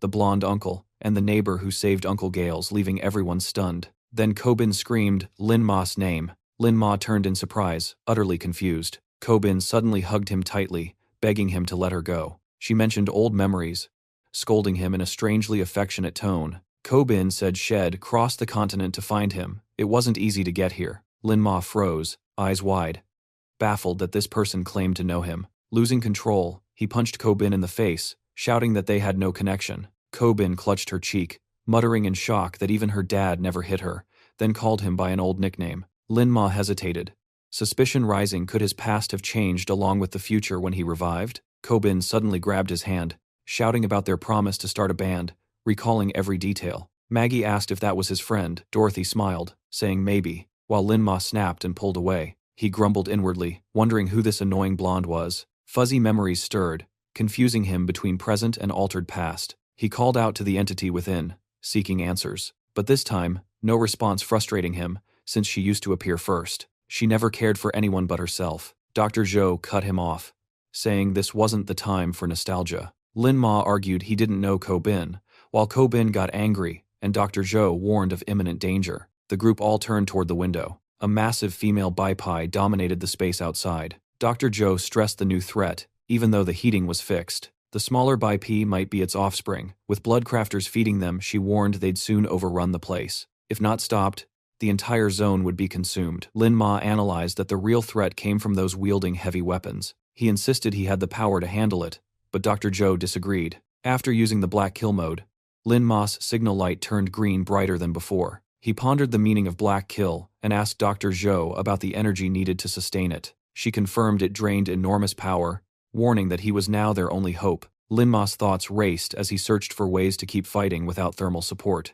An idea flashed. He turned sharply toward the doctor. He asked about leftover materials. She pointed to the corner, puzzled. Lin-Ma borrowed a crowbar from Lao Qiao, joking it was a scientific weapon. While prying nails, he muttered about the dangers outside. He said that whether Bi-P or Bloodcrafter, the core issue remained the same. He mentioned the importance of eating before any action. Dr. Zhou burst out laughing, realizing he meant to use the hydroponic grow box. She admired his odd logic. Lin-Ma claimed that was the advantage of a simple man. He emphasized that food shortage would worsen as more people gathered. He knew hunger would cripple everyone's ability to act. Dr. Zhou asked about his next plan after hearing him out. She warned the hydroponic box couldn't create food from thin air. Lin-Ma's gaze sharpened suddenly. He noticed the corpses from this floor had vanished without a trace. Recalling earlier events, he suspected the Bipie had collected bodies under someone's command. This proved the Bloodcrafters were rising. They had to act fast. He considered using Black Kill to wipe the threat out completely. Priority now was fixing the heat and food supply issues. Suddenly, Ko-bin appeared, teasing him about his old nickname. Lin-Ma was startled, wondering why Ko-bin had followed him here. Ko-bin sneered, thinking Lin-Ma looked down on her because of their differences now. She added bitterly that she wasn't worth his concern. Lin-Ma just sighed in silence. Ko-bin kept acting close, begging him not to drift apart again. She tilted her head, asking why he stayed silent, startling Lin-Ma. A Bipie suddenly emerged from the dark, the same one they'd faced before. Under a rain-soaked bridge, a child named C.I.N. crouched, shivering from cold. In the shadows, he spotted something that looked like a sprouting plant. He chatted with a little rat named Jerry, both hiding and running from danger. But Jerry soon scurried away, leaving Sin shouting after him in despair. A memory of C.I.N.'s childhood huddled under the bridge until a friend appeared. The friend approached, patting his shoulder, teasing him for hiding here again. He joked about how many times C.I.N. had been kicked out this month. C.I.N. grinned brightly and replied with something cryptic, like song lyrics. He pointed at the rotten bridge above, joking it wasn't the best hiding spot. He muttered gloomily that those words sounded harsh. The friend extended a hand, silently offering help. With a warm grin, he urged C.I.N. to stand up and stop being alone. C.I.N. finally took his hand, whining it wasn't his choice. His friend burst out laughing. Back to reality. Danger forced Lin-Ma to drag C.I.N. and run. He saved C.I.N. just in time from a giant monster's strike, yelling for him to dodge. Sin was pulled along, panting and whining about how bad he looked running. They barely escaped. Lin-Ma warned the fourth floor was breached and urged him to get the seeds. C.I.N., still dazed, mumbled about running stylishly, confusing Lin-Ma. C.I.N. snapped, blaming Lin-Ma, while he stood there speechless. Their shouting match grew louder, tension thick in the air. A loud crash interrupted them. Both froze in fright. The monster smashed through the wall, its massive hand bursting through debris. It grabbed straight for Lin-Ma, leaving no room to dodge. The creature's pressure froze C.I.N. in terror. Lin-Ma's head was crushed in its grip, lifted off the ground amid a ghastly roar. Gasping for air, he felt his skull about to crack. At that moment, Ko-bin stepped out, holding a flaming bottle of liquor. Shouting a challenge, she drew the monster's attention. She hurled the bottle at its hand. Flames erupted, forcing it to drop Lin-Ma. Freed. Lin-Ma fell straight into a pool of Bloodcrafter slime and was instantly pulled under. He realized he was being swallowed by the horrifying red fluid. Struggling fiercely, he couldn't break free from the living membrane. Chilling noises echoed from the tightening bloodcrafter mass. His vision blurred, he could only curse his helplessness. In despair, he wondered if this was truly the end. But suddenly, he opened his eyes, he was still alive. Around him was a completely unfamiliar place, filling him with unease. He looked around, trying to grasp where he was and why. His gaze froze on a spot ahead. A woman bound in chains appeared, not clear if human or monster. He stared, wondering if she was still alive. Suddenly, the woman opened her eyes, staring at him coldly enough to chill his spine. He stumbled back in panic, heart pounding wildly. Slipping on the wet ground, he lost his balance. In that instant, the scene shifted again, dragging him into another space. Dizzy, he no longer knew where he was. Two laughing children stood before him, playing happily together. He froze, recognizing the curly-haired one. It was himself as a child. Looking to the other, he recognized his childhood friend. But the memories felt alien, throwing him into confusion. Another small version of himself appeared, pulling his hand in bewilderment. The blond boy shouted that Scene was his best friend. Suddenly, voices shouted urgently from outside. A scream tore through reality, yanking him back to the present. Cin was pulling him free from the tightening bloodcrafter slime. While dragging him out, Cin cursed non-stop for nearly dying such a dumb way. After escaping the red membrane, Cin anxiously questioned him, while Lin Ma was still dazed by what he saw. He quickly pushed the visions aside, reminding himself to focus. The looming threat, a giant biped immune to fire, was terrifying. Cin, reckless as ever, prepared another Molotov greeting. Lin Ma immediately stopped him, urging restraint. He explained the creature could resist heat and regenerate rapidly. He concluded normal attacks were useless, shocking Sin with his rare composure. But Cin stubbornly hurled another Molotov, making Lin Ma groan in despair. The flames roared, yet the monster didn't even flinch, proving him right. With no other choice, Lin Ma stepped forward, ready to face it head-on, activating Black Kill. But when he tried to transform, nothing happened, his energy was gone. The doctor confirmed it, he no longer had enough power to use Black Kill again. In that dire moment, a spark of insight flashed in his mind. He recalled the creature's heat absorption ability, that was the key. And like it, he once absorbed energy during Black Kill mode. His eyes lit with hope as a breakthrough idea struck. Without hesitation, he charged straight at the monster. Suddenly, the world shifted to his past, back when he was an ordinary man in a war-torn hell. He stood silently in a graveyard, thinking his comrades' souls might rest there. For months, his unit had been hunted, their outposts falling one by one. Exhausted from running, Lin Ma finally stopped and spoke up. Lao Chao, confused, asked what he meant. But Lin Ma's burning eyes declared he refused to live as prey any longer. Back in the present, carrying that same resolve, he fought fiercely and wounded the monster. He pressed his hand onto the creature, activating Black Kill, absorbing the surrounding flames as raw power. Kobin gawked and blurted, "What the hell, since when did you grow horns?" Lin Ma had entered a half-Black Kill state, half human, half monster. He clenched his fists with fiery resolve. He stepped back for momentum, then delivered a crushing punch to the creature's gut. The blow was so powerful it knocked the giant off balance, sending it flying into the wall with a thunderous crash. Lin Ma didn't waste time, he turned to Kobin and said firmly, "Listen closely, Miroto Kobin." In full Black Kill form, he declared, "The person you once knew no longer exists. I am someone else now." Kobin ignored the drama, teasing him about his new look. Lin Ma snapped, "Hey, are you even listening?" She kept joking, saying, "Yeah, you definitely don't look like the old Lin Ma anymore." He gave up arguing and changed the subject. "Enough talk. This biped won't die easily," he warned. He asked how many Molotovs Kobin still had left to plan their next move. Kobin seriously opened her guitar case packed full of gear, leaving Lin Ma stunned. "How the hell did you fit all that in there?" he yelled. At that moment, the monster started moving again, and Lin Ma shouted a warning. Kobin asked if they should retreat. The word, "run," reignited Lin Ma's bitter memories. He whispered to himself, "Run again?" Images of fallen comrades flooded his mind like unhealed scars. Those memories reignited his courage, he decided. No more running. Without hesitation, he charged straight at the biped. His sudden resolve left Kobin stunned, murmuring, "He really has changed." Lin Ma roared, taunting the creature awake to prepare his decisive strike. Even changed?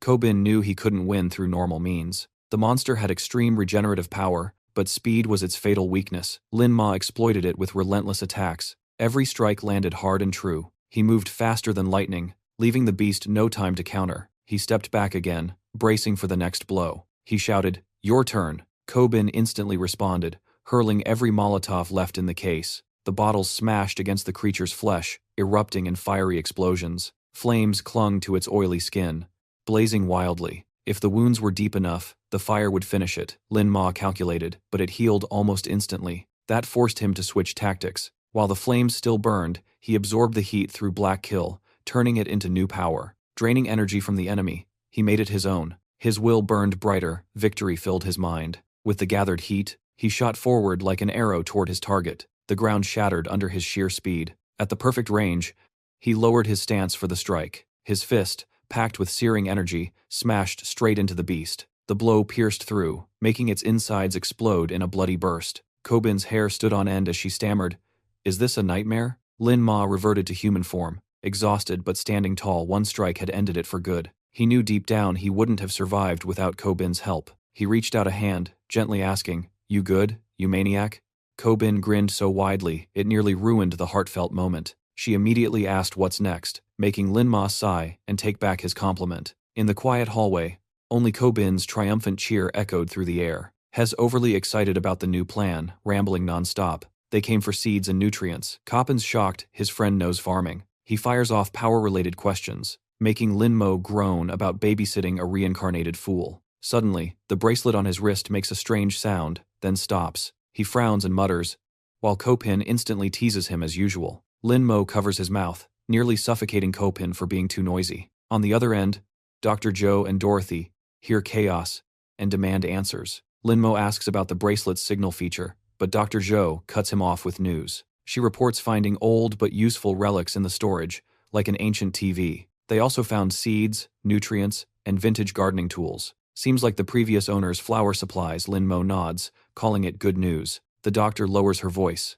ready to share something crucial. Under her guidance, the team enters the old lab, leaving Kopin awestruck. He mutters in disbelief this house hides a lab and a weird female doctor. Lin Mo absent-mindedly searches for the medical box. When he finds it, its strange look makes him doubt its purpose. Meanwhile, Kopin keeps babbling until Lin Mo admits, the doctor really is suspicious. He studies the label dangerous organism, sending chills down his spine. Could this be related to the white-skinned creature Dr. Zhou secretly studied? His doubts grow. Just then, Kopin bumps into something, yelling as a computer screen lights up. Lin Mo startles, knocks Kopin's head, and scolds him. Kopin groans in pain. The screen's sudden glow sparks an argument. What if data's deleted? Kopin retorts, he's not that dumb. Hearing the word dumb, Lin Mo suddenly realizes something important. His tone shifts. He kicks Kopin out. Blondie, out now. Protesting. Kopin's still thrown out to fetch supplies, whining along the way. Once alone, Lin Mo focuses on the computer to dig into the doctor's secrets. After a few clicks, one detail instantly catches his eye. A young photo of Dr. Zhou appears. She looks nothing like now. He zooms in, spotting a non-governmental badge. His suspicion deepens, so she's been hiding even more. Later, the group regathers at the original meeting spot. Lao Chao cheers at their footsteps, knowing they're back. Everyone chats lively, while Dr. Zhou watches silently from behind the wall. Kopin eagerly reports, but Dr. Zhou snaps, ordering Kopin to shut up. Lin Mo and Kopin bring useful stuff, but only a few seeds due to space limits. Lin Mo sighs over the lack of food, but Lao Chao says seeds alone are lucky enough. He offers to help plant them, but Lin Mo stops him. His wounds aren't healed yet. Then Dr. Zhou speaks up, saying she'll assist with her expertise. She glances at Lin Mo meaningfully, as if waiting for his reaction. Lin Mo meets her gaze sharply and replies with firm conviction. The tension snaps when Kopin jumps in, offering to help and easing the mood. But Lin Mo instantly shuts him down, telling him to stay away, leaving Kopin grumbling. Back to business. Dr. Zhou reminds him of the item she once asked him to find. He pulls out the vial, asking skeptically, "This one?" When she reaches for it, he pulls back, warning, "Wait a second." He glares, demanding an explanation. He wants to know who truly interfered in the case. Chu Shunya remains calm, smiling as if fully in control. Lin Mo doubts her poise, realizing it's deliberate. She doesn't hide once exposed. In fact, she looks pleased. He raises the vial, pressing her for the real reason she lured him in. When her identity's revealed, she swiftly snatches the vial, deepening his confusion. She speaks slowly, hinting the story isn't over. Uncapping the vial, she unveils a truth far from his assumption. Inside isn't poison, but a vital survival organism. She links Lin Mo to strange entities, suspecting a terrifying commonality. His body absorbs heat like the aberrations once studied. He denies it, unclear how that connects to survival fate. Chu Shunya jokes to lighten the mood, teasing him as a lab specimen. She explains that maintaining nutrients and energy is key to survival. She speculates he once used special tech to boost crop growth. She stresses he hasn't yet reached peak power under current conditions. Though he absorbs heat, his energy storage is still too weak for long fights. She suggests enhancing his organs to speed up energy conversion. Lin Mo feels overwhelmed, asking for time to process all that. She taps his chest lightly with the vial, urging him to act. She concludes, the organism must be implanted in him to sustain life. He smiles but can't hide his fear of side effects. The black energy inside him suddenly reacts, absorbing the vial on its own. The reaction freezes Chu Shunya in shock. The power spreads wildly inside him, devouring the vial uncontrollably. Hes horrified as the event spirals beyond reason. The vial is swallowed like prey, long desired by the parasite within. The absorption happens fast, she quietly notes, his body is now ready. Then, black energy erupts violently from within him. She deduces the parasitic entity is his core energy source. In seconds, Lin Mo's body regenerates completely, reaching overwhelming strength. He can't hide his excitement, declaring it's time to start farming. Seedlings on the rack sprout naturally at once. Not just one plant, an entire micro-ecosystem thrives clean and stable. Lin Mo spots a small figure curiously watching the young plants. Maggie, a girl with swaying hair, asks about the sprouting things. Lin Mo gently answers their vegetables. She points at the fuzzy leaves, still puzzled. He bursts out laughing, comparing the sapling to Maggie, who firmly denies it. Maggie insists she's taller than the plant, making Lin Mo laugh in agreement. With sparkling eyes, Maggie asks about another plant called Marina. Dorothy gently pats her head, explaining it's the veggie inside her favorite sandwich. Maggie excitedly hopes her dad will take her for sandwiches when they reunite. Dorothy freezes, her smile fading at the mention of her late husband. A nearby soldier quietly reveals the truth about the father's death. Lin Mo stays silent, lost in deep thought.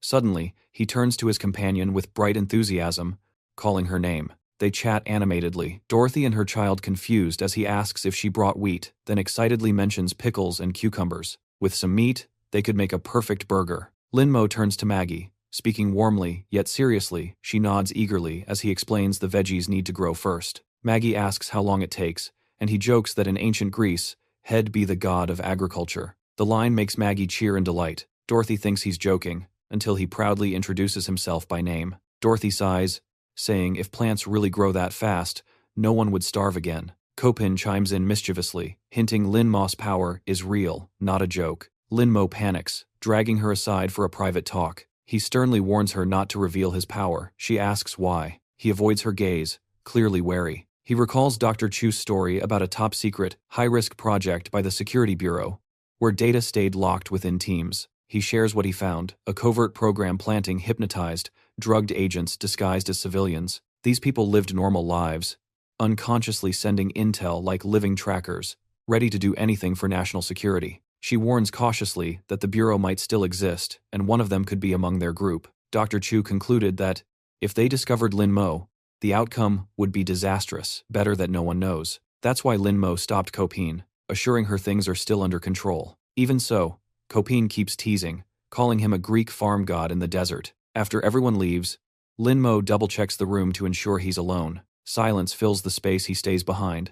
Utterly focused, he murmurs softly, then gets serious and begins his work. Closing his eyes, he links with the new parasitic energy inside him. Now he can enter the ultra-limit state at will. But a hidden camera records every move, transmitting data into orbit. The comm system suddenly reboots, restoring signal. A commanding voice asks about the connection status and system reboot progress. They're trying to restore satellite links, searching for space data to aid reconnaissance. But Earth's icy surface blocks visibility, forcing them to rely on underground sensors. 3 drones launch immediately, but struggle under the harsh conditions. The cold drains their batteries, forcing them to collect data as fast as possible. The recon crafts sweep the city while the operators still lack a clear target. The commander orders them lower to spot any life signs or survivors. The drones see only ruins, no life, no humanitarian activity. One drone passes Lin Mo's shelter, detects anomalies, and zooms in. As it nears, they freeze. An enormous living mass clings to the building, draining it dry,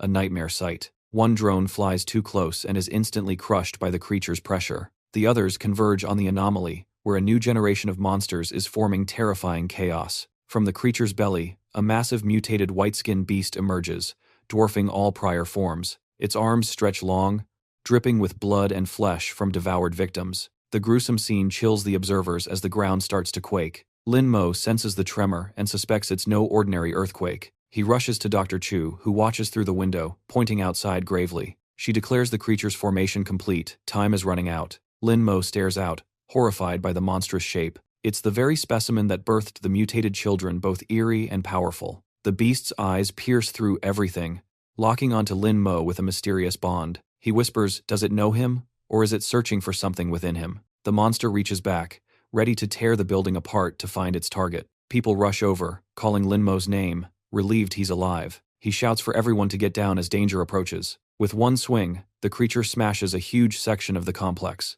Though human, Lin Mo closes his eyes, bracing for disaster. When he opens them, no debris has hit him. Every chunk of concrete floats midair, deadly yet suspended. He checks Dr. Chu, ensuring she's unharmed. She calmly says she's fine, teasing him softly. In panic, his hand accidentally lands on her chest. She smiles playfully. He jerks back, apologizing, keeping distance. Though uninjured, they're now fully exposed to the monster. Lin Mo wonders why the rubble hovers, suspecting an unseen force. His distraction gives the creature a clear view of him. It weaponizes the debris, hurling it at them at incredible speed. A massive explosion erupts, burning everything in an instant. Luckily, they dodge in time, no serious injuries. Copine stands bewildered, eyes wide in shock. By the time she looks, it's all happened too fast to react. Lin Mo's face turns pale. Half the room is gone after the attack. Lin Mo and Dr. Chu are thrown from their spot during the attack. Copine screams his name in panic, but there's no sign of life below. Then, a voice rises from the rubble, shattering the despair. Dr. Chu is alive, clinging to a steel frame, calmly asking for help. Copine asks about Lin Mo, but before hearing an answer, the white-skinned beast spots them. Everyone freezes. Dorothy yells frantically for them to run to safety. Suddenly, a blazing pink beam slices through the air, striking the monster. The surprise attack knocks the creature off balance, crashing it into a nearby building. A glowing pink figure emerges from the dust, radiating brilliance. That very figure launched the blow, disrupting the mutant beast's strike. Although the monitors are heavily damaged, they still capture the monster being thrown back. A distant voice wonders if this could be the rescue unit's creature they once mentioned. The camera also records floating debris defying gravity. Then, the broadcast cuts, losing the final reconnaissance feed. A confused operator asks the commander what they should do now. Lao Ta stays calm, assuring they'll soon reconnect with command station Logos. Another voice argues they need backup plans instead of relying solely on Logos. Someone suggests sending their own probe to search for survivors,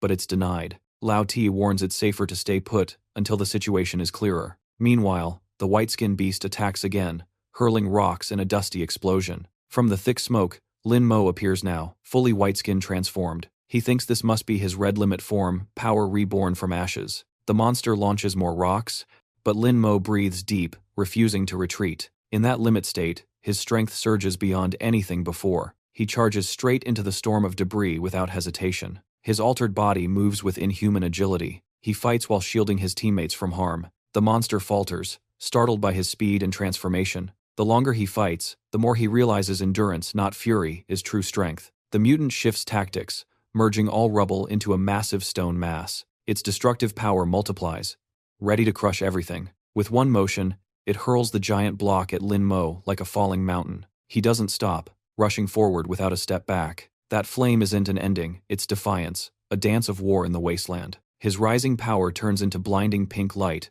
forming a punch that shatters all. In his mutated form, Lin Mo faces the stone storm alone. He smashes the entire mass apart, sending debris flying and shaking the land. Even a single shard could topple a huge structure. Buildings crumble all around as the white-skinned beast is swallowed by a sea of pink fire. Everyone watches in awe, Dorothy whispers, baffled by the crimson glow. Copine tries to speak, but Dr. Chu stops her. Even Lao Chao, a battle-hardened veteran, is stunned, thinking it's an angel. Before them stands a monster destroying another, like a celestial being descending from heaven. They hesitate, unsettled by the demonic appearance. His transformation leaves him almost unrecognizable. He wonders if he's gone too far. The surrounding area is now a barren wasteland. A familiar figure flickers within his mind. The figure claims only he has the strength to control this power. He eyes the figure warily, mocking it for finally showing itself. Chu looks pleased, face bright with eerie delight. He studies Lin Mo's reaction, as if waiting for a question.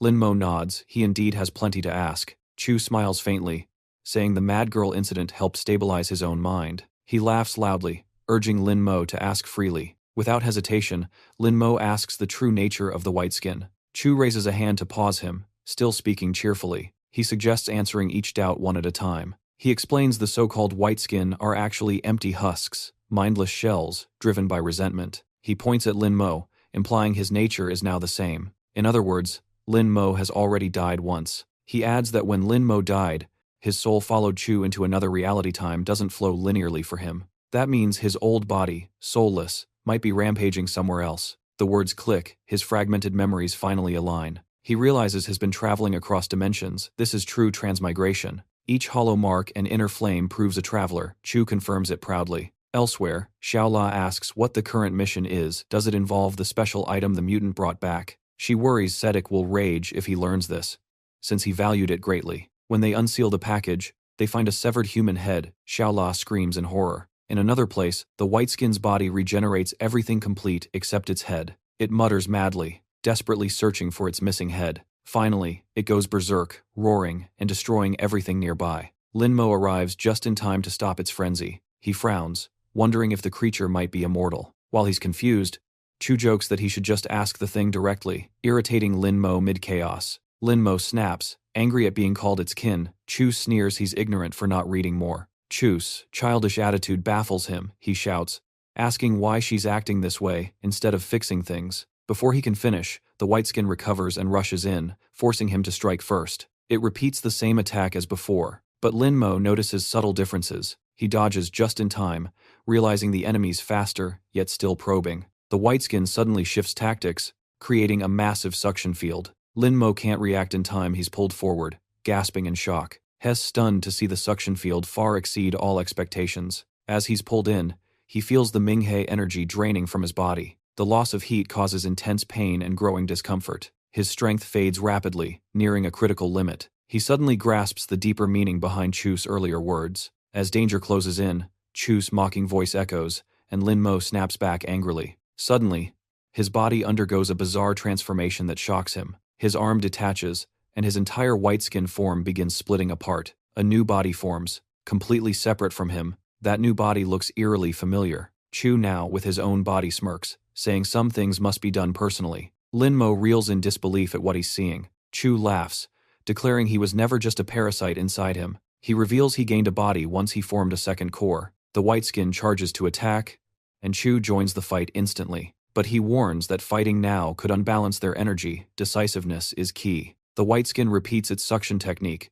this time targeting below. Lin Mo instantly recognizes the same old trick. Still calm, Chu says if dodging fails, burn the suction away. He presses his hand to Lin Mo's heat core, preparing to strike back. The rapid heat drain makes Lin Mo dizzy. The white skin's gravity pull intensifies dramatically. Chu is dragged toward it in an instant, but neither expected Chu to weaponize Lin Mo's own energy. By the time the white skin realizes, it's too late. Chu's fierce counterattack tears it apart, reverting it to its base form. A strange number 13 appears on its shoulder. Elsewhere, a shadowy group monitors the battle, locking onto position 13. One is shocked it's nearby, but another explains it's still distant and confirms the white skin is artificial. They worry the retrieval failed since a new powerful subject just emerged. Chu laughs triumphantly, saying, "This is the true might of Heisha," scolding Lin Mo for wasting it. Lin Mo freezes, realizing he's never reached his full potential. But 13 refuses to yield to its foes. It suddenly summons a unique weapon of its own.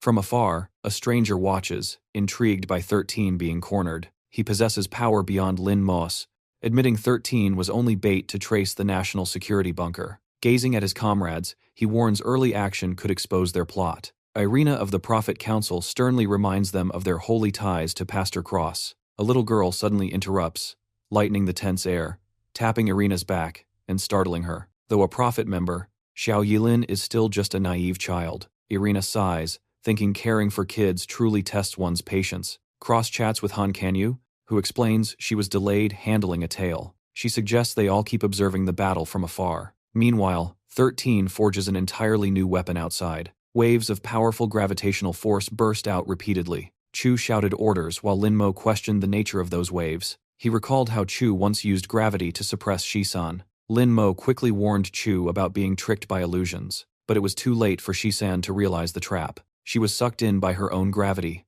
unable to break free. This time, Shisan changed tactics swiftly. She reversed polarity, blasting Chu away with repulsive force. Only at close range did Chu feel the true weight of that push. Shi-san leapt forward, striking with a fatal blow too fast for Chu to dodge. But something unexpected happened right after. Shi-san froze as Lin Mo embraced Chu, blocking the attack. Lin Mo smirked, teasing that no matter how fast she was still slower than him. Chu replied seriously that her power wasn't about appearance. Lin Mo agreed, noting she matched Cross' description of Shi-san. He pondered, realizing her body was perfect but her soul mismatched. A holy vessel with an incompatible soul, it's being split in two. Unlike Baidang, Shi-san was a hybrid esper, half human, half power. Dr. Zhu watched quietly, doubting her own perception. She smiled softly, giving Lin Mo hope, asking him not to disappoint her again. Lin Mo's mind steadied as he recalled every clue. He analyzed Shi-san's actions, especially her two uses of gravity through the white component.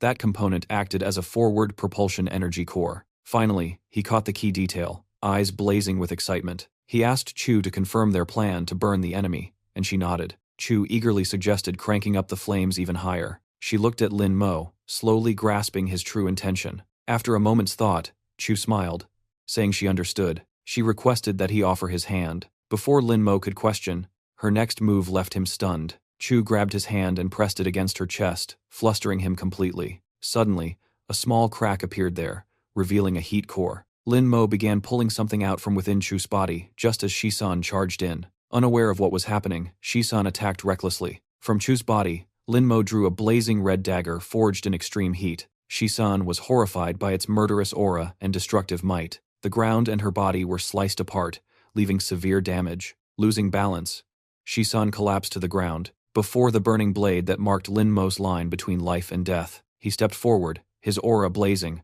utterly dominating the foe. Chu swiftly moved behind Shi-san to strike from the blind spot. Knowing the left side generated propulsion, Chu attacked from the best angle to limit reaction. However, Shi-san reacted in time, forming a repulsion shield to block. Chu confirmed her guess, the enemy could only defend with repulsion. This was Lin Mo's cue. He told himself it was his turn. Shi-san could only use gravity as a fence. With no defense, she could merely redirect her attacks. Lin Mo was blown away, but it was part of his tactical plan. He smirked, realizing Shi-san was like a giant magnet. She created a magnetic field he could exploit for acceleration. Using it, Lin Mo shot forward like a bullet, syncing perfectly with Chu. At the decisive instant, he unleashed all stored energy into firepower. A sea of flames erupted, sweeping through everything around. When the fire faded, Shi-san had no strength left to resist. Her body was completely pierced by Lin Mo's blade. Chu seized that fleeting opportunity. She attacked while Shi-san was still dazed and unable to react. Elsewhere, the observers decided to act, triggering teleportation and praying for the chosen one. A new event, the Golden Week, officially began. Irina, a member of the Prophet Council, was teleported straight to the battlefield. Han Kanyu asked through the earpiece if she had any side effects, but Irina confidently replied she was fine and ready. But as soon as she arrived, she immediately faced Chu's presence. Chu smiled, sensing a strange mirroring, as if seeing herself. Irina's sword grazed Chu's eye, but caused no harm, like striking an illusion. Irina didn't hesitate, slashing again at once. A sharp strike shattered Chu's weapon. Then she accelerated toward Lin Mo. Lin Mo was stunned, realizing his foe was a true esper. With one blow, Irina completely finished off the remaining part of Shi-san. Shi-san, already subdued, was now reduced to just a spine. Irina swiftly extracted the regeneration core from within her body. Han Kanyu continued directing remotely, warning Irina to watch her back. Irina reacted instantly, parrying Chu's counterattack. Chu was defeated in a mere instant. She collapsed unconscious, luckily caught by Lin Mo. Irina held Shi-san's core, confirming the target was secured. She demanded immediate extraction for her team. From another building, someone responded via comms, saying to wait for location lock. Lin Mo sternly reminded Irina to be cautious and avoid another teleport mishap. He noticed Irina making a strange motion, unsure of her intent. Confusion filled his mind, doubting her true purpose regarding Shi-san. Kei Lassie sent a distant reminder, telling Kanyu to prepare for arrival. Han Kanyu was instantly teleported, catching Irina as she arrived. Irina was caught off guard, managing only a few awkward words. Han Kanyu reassured her that Shi-san would be safe, making Irina furious and questioned Kei Lassie. Kei Lassie laughed it off, claiming his teleportation ability was still limited. Irritated, Irina threw Shi-san's core at his face, shouting angrily. Even while hit, Kei Lassie cheerfully confirmed the item was secured and Shi-san safe, though she'd need time to rebuild a body. The core was now inert, Harmless. Han Kanyu spoke gently, urging Shisun to rest while following the Prophet Council's cautious orders. From afar, Lin Mo and Chu felt regret for losing Shisun, while Kilazi mused he should have reached out to them sooner. After the battle, only a thick white dust covered the entire city. The suffocating air made people cough inside, one asking if the fight was finally over. Dr. Zhu confirmed things were stable, while little Maggie innocently asked about the man in black. Lao Qiao glanced downstairs nervously, calling out to Mr. Lin with worry. From where he stood, there was no one in sight below. He sighed anxiously, wondering if Lin Mo had fallen from that height. Suddenly, Lin Mo appeared, dirty but smiling, joking about needing an elevator. Lao Qiao half-joked, half-serious, asking if the fall had knocked his head. Lin Mo chuckled awkwardly and nodded as Dr. Zhu insisted on checking him. He muttered in protest, saying it wasn't necessary since he was clearly fine. Dr. Zhu teased back that a quick check wouldn't hurt, reminding him of her earlier advice. Lao Qiao exhaled in relief, saying it was a blessing everyone was alive after such chaos. Even so, he worried that the broken pipes had disabled the floor's heating system. He circled around and returned, looking grim and helpless. Lin Mo stepped up, encouraging him not to be too pessimistic, assuring things weren't that bad. He shared that upon returning, he found all the previous danger signs had vanished. His tone softened, saying even if he was the last survivor, it wasn't time to despair. He pointed downward, suggesting there might be supplies or shelter on lower floors. Lin Mo placed a hand on Lao Qiao's shoulder, gently reassuring him. Unaware of Lao Qiao's brief change in expression, he eagerly proposed announcing the floor transfer. At that moment, Lao Qiao received a strange call that made him tense up. A National Security Bureau vehicle rolled out from the base. On board were Lieutenant Hoai Day, Sergeant Rolls, and Corporal Li. A voice over comms introduced itself as an agent of the National Security Bureau. Under orders, they were to assist in capturing an esper named Lin Mo. A female soldier doubted this, asking if the strange traces below had really disappeared. Dorothy picked up on it, asking if the area could be considered safe now. Dr. Zhu objected, stressing the outside was still extremely dangerous. She pointed to the roof, where the heating system was completely ruined. Lin Mo agreed, saying they should use this chance to relocate. He added that even if they were the only ones left, the lower floors were still safer. Dr. Zhu warned that cold wasn't the only threat, they also needed defenses. Lin Mo agreed fully. Lin Mo urgently asked if the security room still had weapon reserves. Lao Qiao nodded slowly, saying maybe. He explained that due to poor security before the disaster,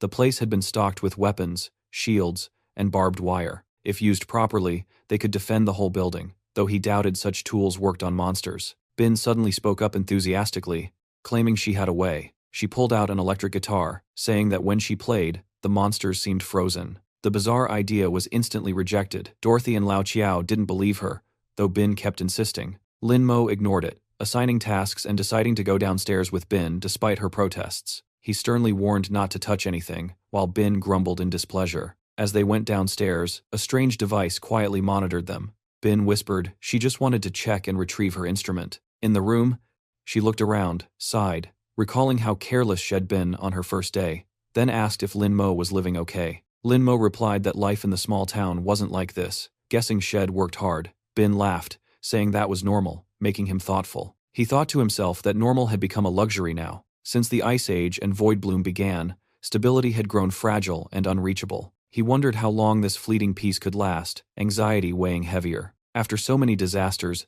everyone was exhausted. Rest never enough to heal. Each carried their own burden inside. No matter the pain or despair, they still had reasons to keep fighting. With body and spirit torn apart, survival was the only option. Lin Mo suddenly called Bin softly, making her turn in surprise. He looked straight into her eyes, saying he had something strange to share. Bin felt uneasy, asking why he spoke as if something big was coming. But Lin Mo stayed serious, saying what he'd tell her was true, believe it or not. Bin doubted him, asking if his head got messed up after fighting monsters. Lin Mo went straight to the point. Wasn't she wondering why an old friend suddenly had powers and acted so differently? Bin hesitated, then admitted yes. He took a deep breath, revealing the truth. The man before her was another Lin Mo from a parallel timeline, who had died and whose spirit now inhabited her friend's body. He stressed that the body's true owner was no longer present. Bin was stunned, unable to hide her shock. Lin Mo stayed calm, saying he understood her disbelief, but as his friend, she deserved to know. He added that the future would be chaotic, and hiding it would only cause trouble. Bin slowly regained composure, lit a cigarette, and sneered that to her. He was just a childhood friend who disappeared. She looked straight at him, asking if that was true. Lin Mo was surprised by her indifferent tone, not expecting her calm. Bin smiled suddenly, extending a friendly hand, suggesting they start over. She's Bin, Lin Mo's best friend. Lin Mo laughed, shaking his head, feeling oddly relieved. She continued, her tone teasing and ironic. So what if you said it? Does anything really change? She laughed, pointing at him. Think about it. You're still Lin Mo, right? Like the real Lin, Mo died, possessed another body, and now pretends to be mysterious and cool. Lin Mo laughed heartily, grasping her hand with warmth. Lin Mo. Nice to see you again. But don't smoke in my room, okay? Oh, sorry. Bin stubbed out her cigarette carelessly. At the same time, outside, the National Security Bureau's vehicle rolled quietly down the road. Inside, young officer R. asked Lieutenant Hoide why they were dragged into this mess. He wondered why a small rescue team had to meddle in Death Division and special combat work. Hoide didn't answer immediately, silently watching through the window before speaking slowly. He said, though time was short, the rescue team needed some basic intel, admitting he understood R.'s doubts. His gaze sharpened. Every past case of mass data loss was man-made. The people they were targeting were the same ones his unit pursued. The car sped through the night as Agent Hoide spoke in a deep, firm voice. When the frost spread, the Security Bureau entered emergency mode, but all comms were abruptly cut, throwing plans into chaos. Lieutenant Hoai interjected, stressing their team had been delayed long due to lack of orders. Had once claimed the outage came from the monsters, yet now said otherwise. The creatures were strong but not enough to erase every backup signal system. The only logical cause was sabotage from within. The chain of events felt too neatly staged. Once communication was restored, an investigation began, suspecting a hidden faction with no recorded files. Sergeant Rudder protested, saying no group could exist beyond the reach of top authority. A nearby woman argued that if humans were involved, there must be traces left behind. She questioned how any organized entity could stay completely invisible. Agent Hoai smiled, saying espers were the very shadows she imagined. She stood up, asking if that wasn't just a codename. Hoai admitted had thought so too, until they made contact after the disaster. He pulled out a gleaming pendant, showing it as proof. With a low, solemn tone, he expressed regret. The Esper group worked in darkness against them. Lieutenant believed they also hunted other gifted individuals. Corporal Lee cautiously suggested the group might consist of people with varied powers. Agent Hoai agreed, saying he lacked clearance for deeper info, so Li's guess might be right. From what he knew, the one called Number 0 was the only traceable case and possibly the key to all mysteries. The car screeched to a halt, putting Hoida instantly on guard. Lee nervously asked what happened as he looked outside. Outside, survivors stood blocking the road despite the brutal weather. Hoide decided to step out and check personally. He approached calmly, introducing himself as relief personnel. The group begged to be rescued from Brooklyn, which they called Hell. Hoide hesitated, mission urgent, yet tried to keep his tone gentle. His answer only made them more suspicious and uneasy. Finally, his team offered supplies from the vehicle, but the offer only fueled their resentment. Oi spotted hidden weapons in their hands while Hoide kept a steady tone, preparing to react. As expected, they lunged to attack all at once. Several pinned Hoide down so their comrades could strike, but before anyone could act, gunfire erupted. Oi neutralized the targets instantly with precise bursts. The body count rose as the skirmish unfolded. On a nearby balcony, another assailant prepared a Molotov cocktail. Oi immediately detected the threat. As the man lit the fuse, Oi shifted stance with instinctive reflex. He locked his aim on the raised bottle. One shot fired. The explosive ignited, engulfing the attacker and hurling him off the railing. Using the chaos, Hoide subdued the remaining enemies. Oi kept taking them down with cold, decisive shots. One tried to flank him, but Oi's sharp eyes caught it. He drew his gun smoothly, like second nature. The bullet pierced the target's heart, dropping him instantly. Oi declared the area secure, and the team began cleanup. Hoide ordered departure as one soldier trembled, asking who those attackers really were. He sighed, saying desperate humans become both hopeless and dangerous, and hoped Number 0 wouldn't end up like that. Elsewhere, Number 0 was hauling supplies while Bin complained about being sidelined. Bin pointed to a corner, excitedly suggesting it as a greenhouse spot, and nagging if he was even listening. He joked that scavenging felt like free shopping. Eventually, the team agreed to build the greenhouse on the east side of the third floor. The west side of that floor would serve other needs. Floor 6 was ruined, and floors 4 and 5 damaged, so they stayed on 3 for safety. The 2 lower floors were turned into traps and defensive layers for their forward base. Lin stood with folded arms, feeling something vital was still missing.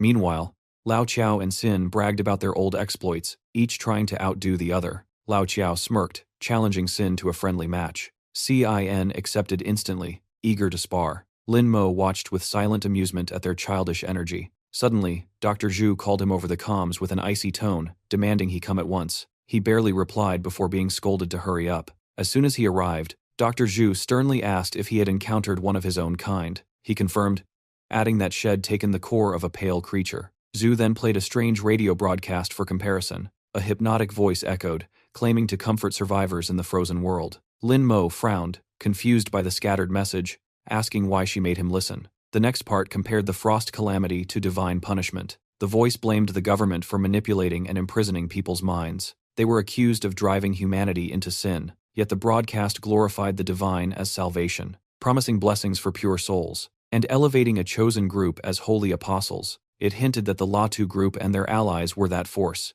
They massacred both monsters and civilians for their own agenda, while arbitrarily classifying victims as they pleased. They called themselves the Prophet Council, claiming to guide mankind. The broadcast reached government channels, inciting rebellion. They urged people to join the Holy Order for forgiveness and entry to their so-called heaven. Zhu shut it off, eyeing him critically, asking his thoughts. Lin Mo shrugged, calling it nothing more than an anti-government cult. He added that the so-called divine grace they preached felt like Esper power. Could it be related? Zhu nodded, admitting that possibility was entirely plausible. Her face darkened, as if touching on a deadly secret. She spoke of an old urban legend, claiming the government was once manipulated by a secret order under many names. That order truly existed, the Prophet Council, originally a clandestine cult. Used as a covert tool abroad, they infiltrated the state apparatus, even the highest levels of power. Thus, the Ministry of Defense founded the National Duty Bureau to eradicate this traitorous faction. Zhu bitterly said that history was buried.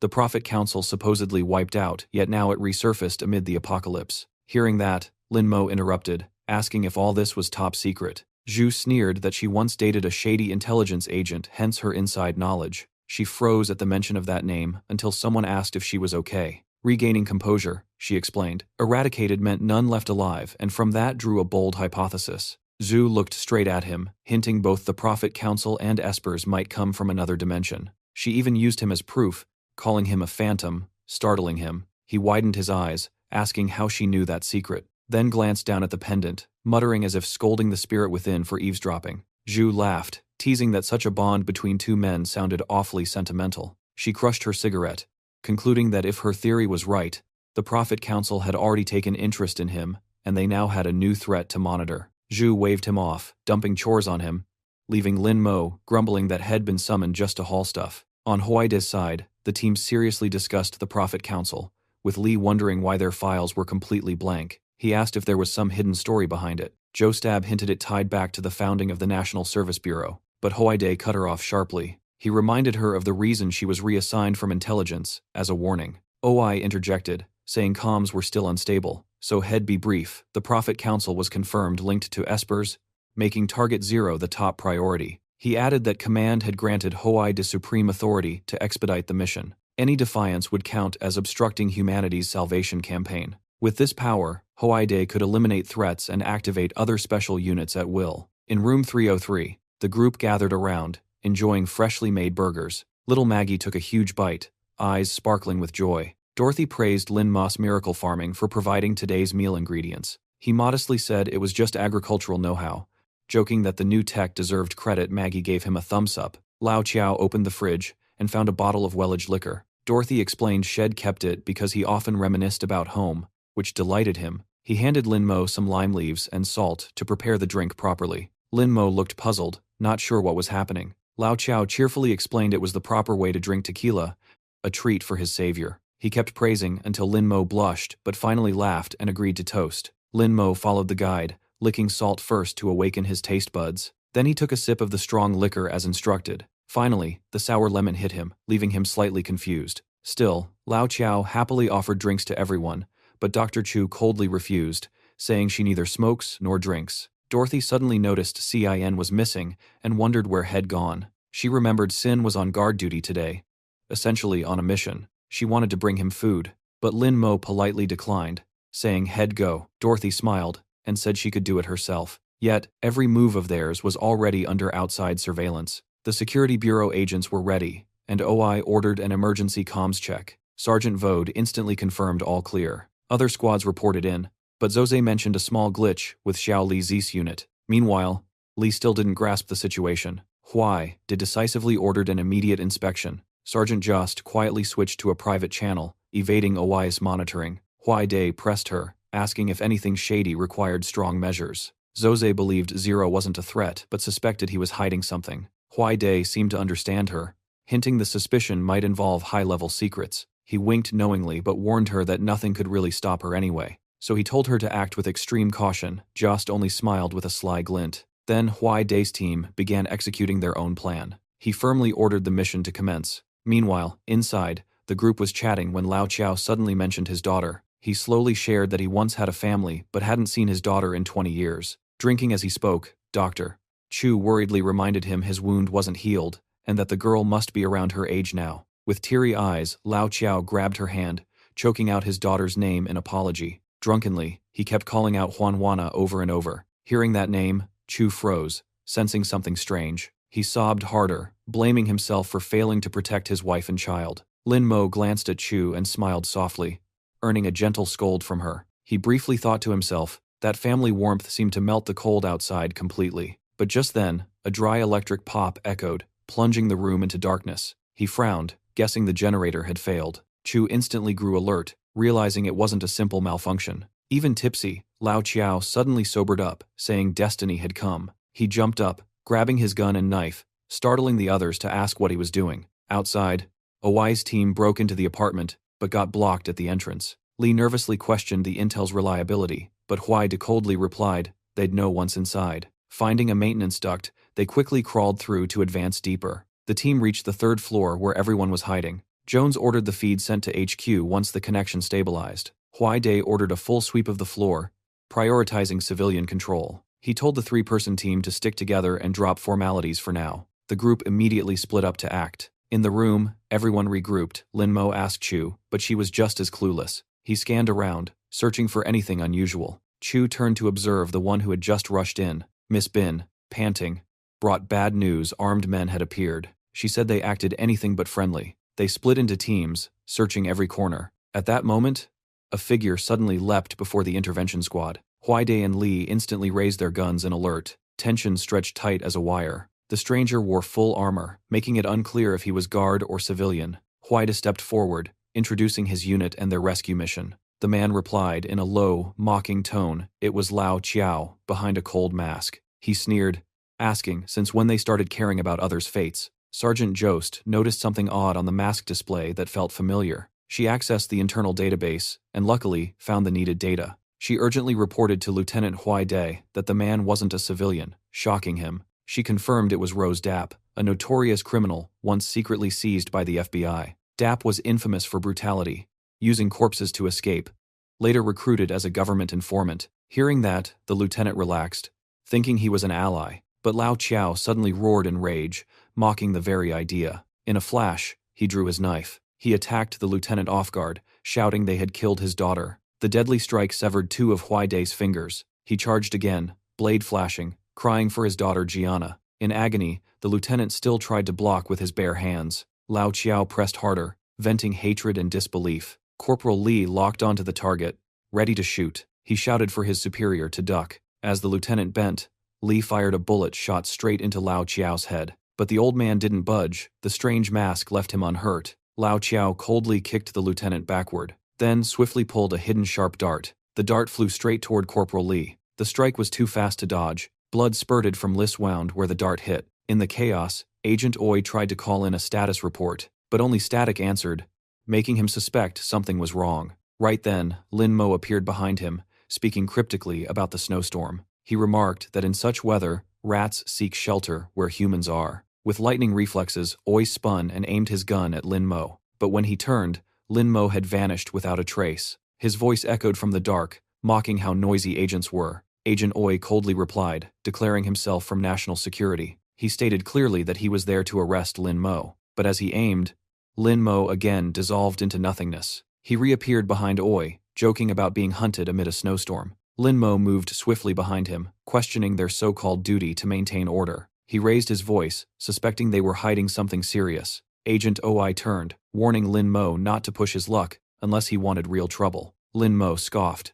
daring him to see if he could even take him down. OI reloaded without hesitation. He unleashed a full magazine toward Lin Mo in seconds, but Lin Mo dodged like the wind, evading every bullet effortlessly. Seizing the opening, he lunged forward to counterattack. The strike knocked OI's radio to the floor. Lin Mo frowned, puzzled why his hit missed. Agent OI calmly countered, radiating icy confidence. His words struck deep, making Lin Mo pause. Something felt wrong. OI explained his intuition, let him predict every opponent's move. Lin Mo narrowed his eyes, demanding OI's true identity. OI no longer hid it, saying had been clear from the start. He declared proudly he was with a national organization. His name was Din, a rare ability user. Meanwhile, Sergeant Zhu completely lost contact with her team, calling in vain. Only broken signals came through, leaving her confused. Static interference made communication impossible. Elsewhere, Corporal Lee dragged Huai-Day to safety, calling for backup. Suddenly, another dart shot out from the dark. It struck Lee, sending him into searing pain.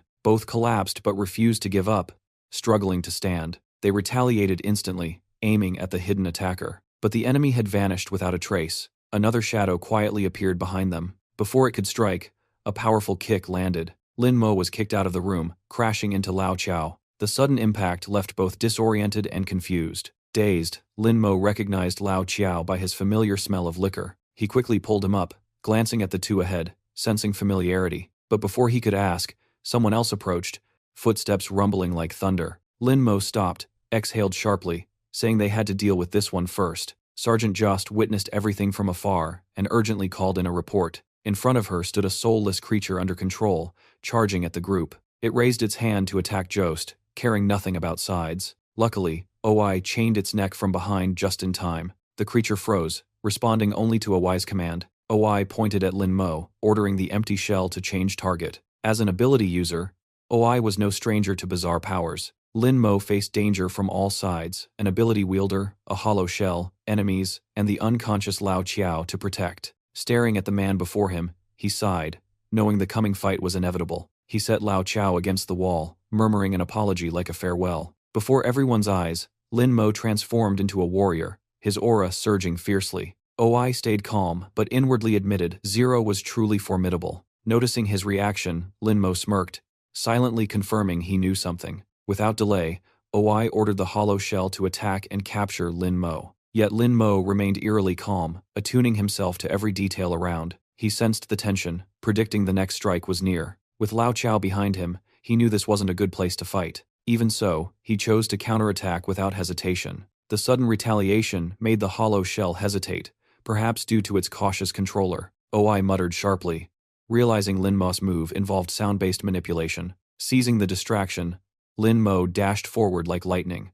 His mighty punch shattered much of the building's structure, but an invisible shield completely blocked the blow. The impact was so great both fell to the floor below, chaos erupting. Reeling, Lin Mo realized the situation was growing more complicated. His opponent possessed a special ability, nearly immune to damage. It was a heightier dual shield power, almost unbreakable. Yet Lin Mo spotted a weakness. The control chain was the key link. Instead of striking the hollow, he aimed at the controller to end it at the root. OI calmly urged him to surrender, saying resistance was useless. Lin Mo bent low, eyes firm, knowing speed was his only edge. He retorted boldly that, without trying, no one would know the result. He then burst forward at a speed beyond sight, his body streaked like thunder, tearing through the air. But OI anticipated it, dodging and coldly repeating his warning. He claimed his intuition had already read every attack pattern. This time, Lin Mo completely shifted strategy to break the stalemate. He unleashed a flurry of feints, scrambling OI's perception. Moving like a phantom, he mocked that if there's only one path, he'd make dozens more. Simultaneously, he triggered false strikes, shaking the entire space. Inwardly, he affirmed that speed was the key to turning the tide. OI stayed calm. But the moment his intuition faltered, Lin Mo struck, shattering the control chain. Once broken, the hollow shell immediately broke free of command. From its arm sprouted a sharp metallic spike gleaming with death. It lunged forward at terrifying speed, matching Lin Mo's pace. OI pressed his lips, declaring that speed wasn't Lin Mo's sole domain. Lin Mo froze in shock, unsure what was happening. The massive hollow possessed both immense speed and power. It slammed down, nearly crushing Lin Mo beneath its bulk. He barely countered in time, avoiding fatal injury. Under crushing pressure, he gritted his teeth, feeling swallowed alive. At that instant, Oi pressed a gun to his head, ready to end it. He coldly warned that if Lin Mo died here, his body would never make it through the blizzard. But Lin Mo calmly replied that threats were useless. Oi had no right to kill him. Meanwhile, fragments of the black shard armor began clustering and morphing, as he taunted Oi for being a puppet obeying orders. The disintegrated armor pieces continued to gather, vibrating strangely. They slowly formed a new, mysterious shape. Oi hesitated for the first time, wary of the transforming fragments. Though cornered, Lin Mo held firm, patiently awaiting the weapon's completion. Layer by layer, the armor converged, signaling a turning point in the battle. Seizing the moment, he darted past Oi, rushing toward the forming weapon. Oi reacted instantly, firing non-stop to stop him. But Lin Mo's speed made the bullets seem frozen mid-air. When his hand touched the weapon, two forces clashed violently. A massive explosion erupted, shaking the entire area. As the dust cleared, Oi muttered in confusion at the sight. A new surge of power around Lin Mo sent fierce shockwaves outward. He had fully evolved, donning a new gray-white form far beyond before. The weapon born from the shards gleamed razor-sharp with killing intent. He planted it into the ground, standing tall like a descended war god. His calm voice declared, Round 2 had begun, with challenge in every word. Oi studied closely. Confirming intel was right, Lin Mo could evolve endlessly. Without hesitation, he resolved to end it now, before another transformation. The hollow shell charged like an unstoppable war machine. It unleashed lightning-fast strikes toward Lin Mo. But had been warned, the blue glow signaled absorption, and he was ready. He twisted his stance, triggering the counter mechanism. He absorbed the hollow's attacks like an energy funnel. Instantly, his weapon flared a fiery crimson red. He recalled the color code and converted the energy into a counterblast. Oi froze, stunned by the incomprehensible power before him. Lin Mo took aim, arm drawn back like a javelin thrower. He hurled the spear, forged from black shard armor, with full might. The devastating throw tore through concrete layers, shaking the whole floor, a true threat to Oi's side. Only then did Oi realize Lin Mo's intent to turn defense into offense, transforming energy into a weapon. But it was too late. The spear blazed with killing light, flying straight at him. In a flash, the hollow dashed in, shielding Oi from the incoming strike. The clash between weapon and energy barrier ripped through the air. Both carried equal force fields, creating a deadly interaction zone. Upon impact, the energies canceled, collapsing like punctured bubbles. But unlike ordinary bubbles, the collision triggered a massive explosion. A violent blast swept across the entire area, throwing both sides back. The destructive force exceeded Oi's expectations, leaving him shocked. He muttered in disbelief, unable to process what had happened. The hollow shell was completely disabled, lying motionless on the ground. Oi retracted it with a somber tone, apologizing softly for its pain. Turning to Lin Mo, he taunted, "What's wrong? Not going to continue?" Lin Mo answered frankly, admitting he knew he couldn't win now. Hearing that, Oi frowned but didn't argue. Both stood in tense standoff. Lin Mo pointed his weapon directly at his foe, declaring their deadlock. Oi sneered, denying it. "You're mistaken. 0A. Each word cutting deep. He compared Lin Mo to the white beings rising from the frozen snow. His icy gaze pierced deep, rejecting the idea of stalemate. Then, with a voice like thunder striking earth, he commanded, "Strike." A distorted electric guitar riff erupted, blending with a bizarre voice singing, "Here come they N again." Falling from Testis, the sound made Lin Mo's head spin, his senses reeling violently. Each note cut like a blade, slicing through his body and tearing every cell apart. Under that assassin melody's influence, the white armor began to dissolve. The parasitic entity inside thrashed wildly, but was soon completely subdued. Lin Mo reverted to human form, his body no longer corrupted, his vision blurred, sinking into darkness. Before fainting, he barely saw the blurry figure of the sound controller. As things quieted, Oi scolded the newcomer for arriving too late. The newcomer smirked sarcastically, asking if Head missed the dramatic part. Oi nodded too much. Lin Mo, overwhelmed by parasite and sound alike, had passed out, but Oi no longer cared. He turned to thank the newcomer, Agent Ki Bing, for intervening in time. Cold as ice, Ki Bing refused his gratitude, saying no need for manners. Just half an hour earlier, Shed still been asleep in her room. Seen lying motionless in the surveillance chamber, one could mistake her for dead. Meanwhile, Oi's squad coordinated smoothly, breaking locks and reaching the monitor floor. Only when Oi pressed a gun to her cheek did Ki Bing finally stir. As she opened her eyes to their wary stares, she flinched in shock. She hurried to explain, insisting Shed reformed long ago. But Oi wasn't fooled, ordering verification under code BB21, GUN. Surprisingly, Ki Bing responded perfectly, confirming the cipher smell like dead in spirit a bad boy's code. Another command followed, requesting weapon-based authentication. She complied, reporting fully and awaiting orders. Corporal Lee, puzzled, asked Huaide who this troublesome girl really was, but before an answer came, K. Bing suddenly collapsed onto the table, as if unconscious. At that moment, all power shut down, plunging everything into deadly silence. Huaide frowned, urgently calling Rose to assess the situation. Sergeant Zeus on the line admitted helplessly the old system couldn't be remotely controlled. Soon after, Ki Bing abruptly regained consciousness. OI firmly ordered capture of Lin Mo and rescue of remaining survivors. He handed her a communicator for briefing, but she cut him off, saying, "Wait." She pointed out the blackout likely made Lin Mo and others relocate. They needed to split up to track them. Sternly, she stated that with current firepower they couldn't see Zero, but she had another plan. What she needed was the electric guitar, currently with the other group. Upon arriving, she reported and was asked anxiously about Lin Mo. K. Bing deliberately gave a vague reply to distract them, but the sharp-eyed girl, Margie, noticed a small screen in the corner. The mischievous child tapped the lens, accidentally knocking something important down. Margie panicked, apologizing repeatedly. Dr. Chu approached and picked up the fallen object, wondering what it was. Looking closely, she realized it was a special camera, marked with the National Security Bureau's insignia. At that moment, K. Bing stopped hiding. She drew her gun, pointing it at Chu, demanding her real identity. Dorothy panicked, clutching her daughter tightly, shouting for K. Bing to stop. Dr. Chu's eyes flickered in admission. Everything had been exposed. K. Bing, cold and furious, accused Chu of being a traitor to the National Biochem Organization. Unable to stand by, Chu Xunsha drew her hidden gun. But K. Bing reacted faster, pulling the trigger instantly. The shot roared. The shell clattered across the floor, a cold metallic echo. Dorothy and her daughter froze in terror, panicking at the sudden gunfire. The bullet only grazed Chu Shengxia's hair, burning part of her long locks. Ki Bing's tone stayed icy, warning that next time, it wouldn't miss. She ordered firmly for Xunsha to raise her hands and turn around for inspection. Chu smirked, complying calmly. Her singed hair changed her look, but her aura stayed cool. She replied confidently, questioning if the organization's real goal was not Lin Mo but his erased memories. Her cryptic sarcasm left Sin confused, unsure of her hidden meaning. At that moment, an urgent voice over comms reported Alpha missing, Bravo and Delta injured. K. Bing replied, Shed found survivors. She added slyly that a doctor was present. After the chaos, the security team took a brief rest. An old man reassured them Rotor's wounds were stitched. The words eased, Corporal Rotor, calming his nerves. Suddenly, Lieutenant Huaidi froze mid-conversation, raising suspicion on the other end. CIN quietly observed, realizing Head brought Chu Shengxia to treat the old man,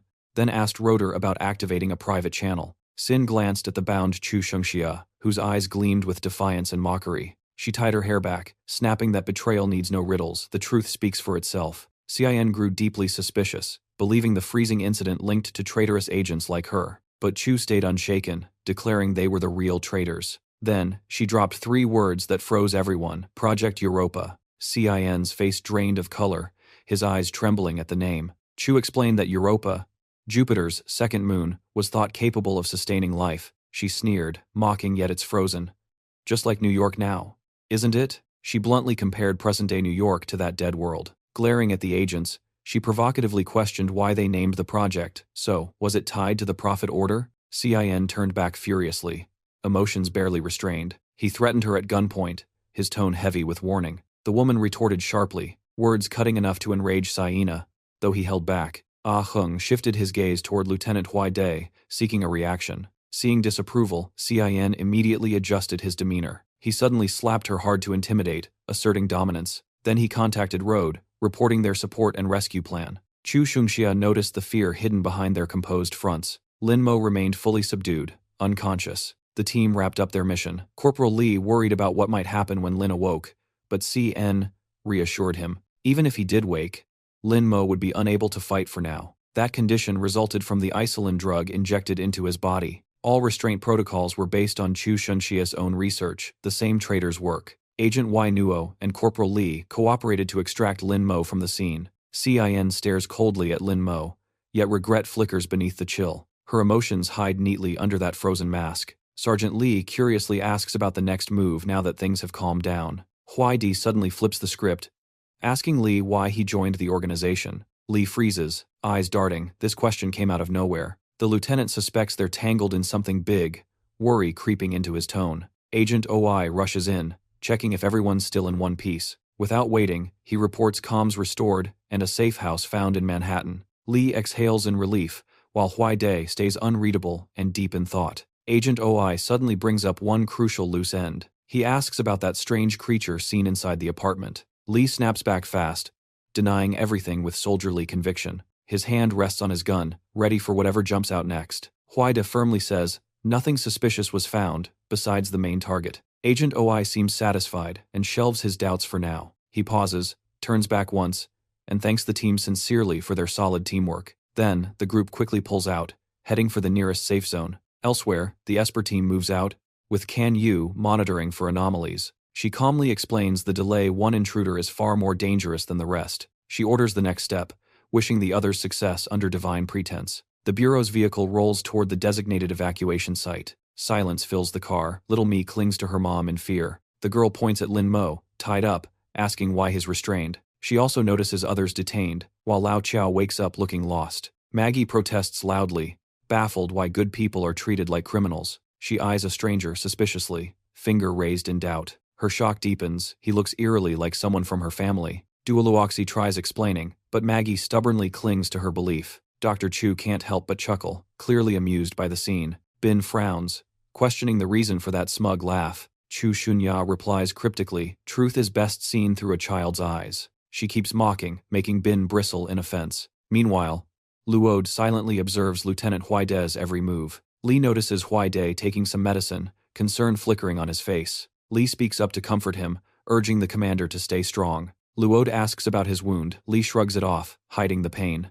He mutters that his injury is nothing compared to his leader's loss, then bitterly adds the nation feels just as powerless as he does. Luode says nothing, walks off to register the survivors. In the back cabin, she unexpectedly runs into an old acquaintance, Chu Shunya. The air thickens instantly, as Luode's eyes turn icy. Chu smirks wickedly, mocking the other woman's looks. Furious, Luode hurls files at Kobian and lunges at Shunya. Chu taunts her further, dragging up Luode's disgraceful past. Luode explodes in rage. Bin steps in as Shunya keeps jeering with a smirk. Luode points at Chu Shunya, accusing her of causing her downfall and betraying their old friendship. Chu calmly replies that both sides once benefited from that dangerous deal. Just as tension peaks, OI storms in, his sharp gaze sweeping the room. He orders everyone to stop immediately. OI points outside, voice tight, someone's tailing them. The external surveillance feed flickers to life. They spot a motorcycle following its rider is Can Yu. With one glance,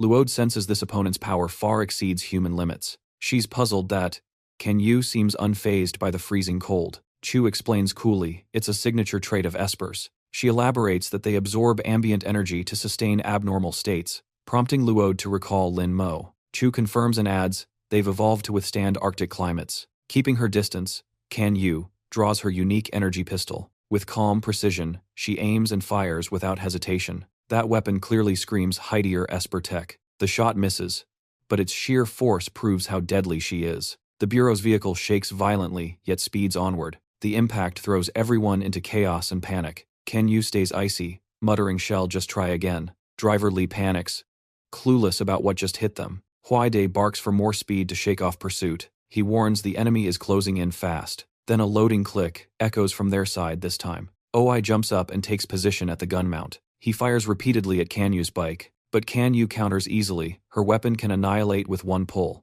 OI senses danger incoming, shouting a warning. He slams the car door shut to brace for the counterattack. A massive explosion blasts the Bureau's car off the road. The vehicle flips amid dust and shattered asphalt. It finally skids to a stop by the bridge, barely intact. Can Yu brakes hard, regaining balance. From above, she surveys the wreck below. Seeing the destroyed car, she frowns she might have overdone it. But miraculously, the car flips itself upright, still operational. However, cracks spider across Can Yu's gun. One more trigger pull, and the weapon shatters uncontrollably. Even her helmet splits. She curses the lousy gear just as Irina calls in. Removing her helmet, Can Yu coolly replies and suggests checking the cargo. While Irina's surprised the mission wasn't a breeze, Can Yu answers with her trademark lazy excuse, equal parts evasion and apathy. Inside the wrecked Bureau car, chaos reigns as Lin Mo lies unconscious. Luode anxiously asks Chu Shunya if they can still go on. Chu calmly says, the road was never meant to be easy. Agent OI urgently demands Lin Mo's condition report. Chu confirms he's stable, but Luode fumes at the obsession with Subject Zero. Chu promptly checks on the others and gets reassurance from a survivor. A voice from the back confirms Dueluoxi and Maggie are safe amid the wreck. OI turns to Luode, bluntly questioning her vague attitude. He states his duty is to protect and deliver Subject Zero, nothing more. His icy tone and firm stare leave no room for argument. Luode hesitates, unsure what he's implying about her team. Suddenly realizing something, she bolts toward the cockpit. She shouts frantically for everyone to stay back. Up front, Huaide and Li are trapped under fallen debris.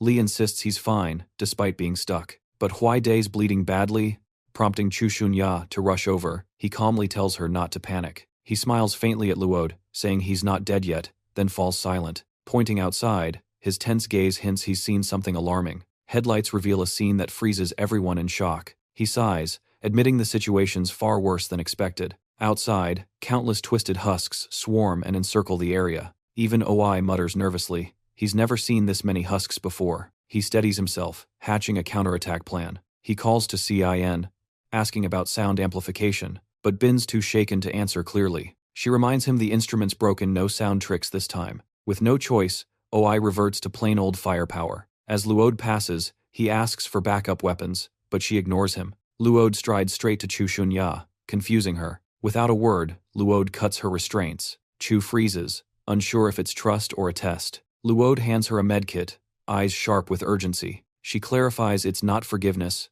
just using Chu skills to save Huaide. She orders Chu to treat the commander's abdominal wound immediately. Chu agrees, but admits she'll need help. Dueluoxi volunteers, claiming she knows a bit of first aid. Maggie assures her mom she'll be fine, so she can focus. Sin eagerly offers to help, but is instantly rejected by Maggie. The girl's distrust silences Sin, who instead searches for weapons. Lao Chao asks to be untied to assist, earning a teasing remark from Luode. He growls that laws mean nothing now, only cooperation can save them. At that moment, the husks attack with renewed fury. Sergeant Li is pierced by a sharp metal spike. He grits his teeth and holds his ground. Suddenly, a gun presses to his shoulder with a firm warning. Luode fires instantly, blasting the creature down. Her swift shot saves Li from certain death. Meanwhile, Chu and Dueluoxi treat Huaide as he still manages to crack jokes. But the wound's worse than expected, an artery may be severed. As the husk battle rages, Kenyu's sudden arrival puts OI on full alert. He instantly recalls another lurking threat, Tri Bing.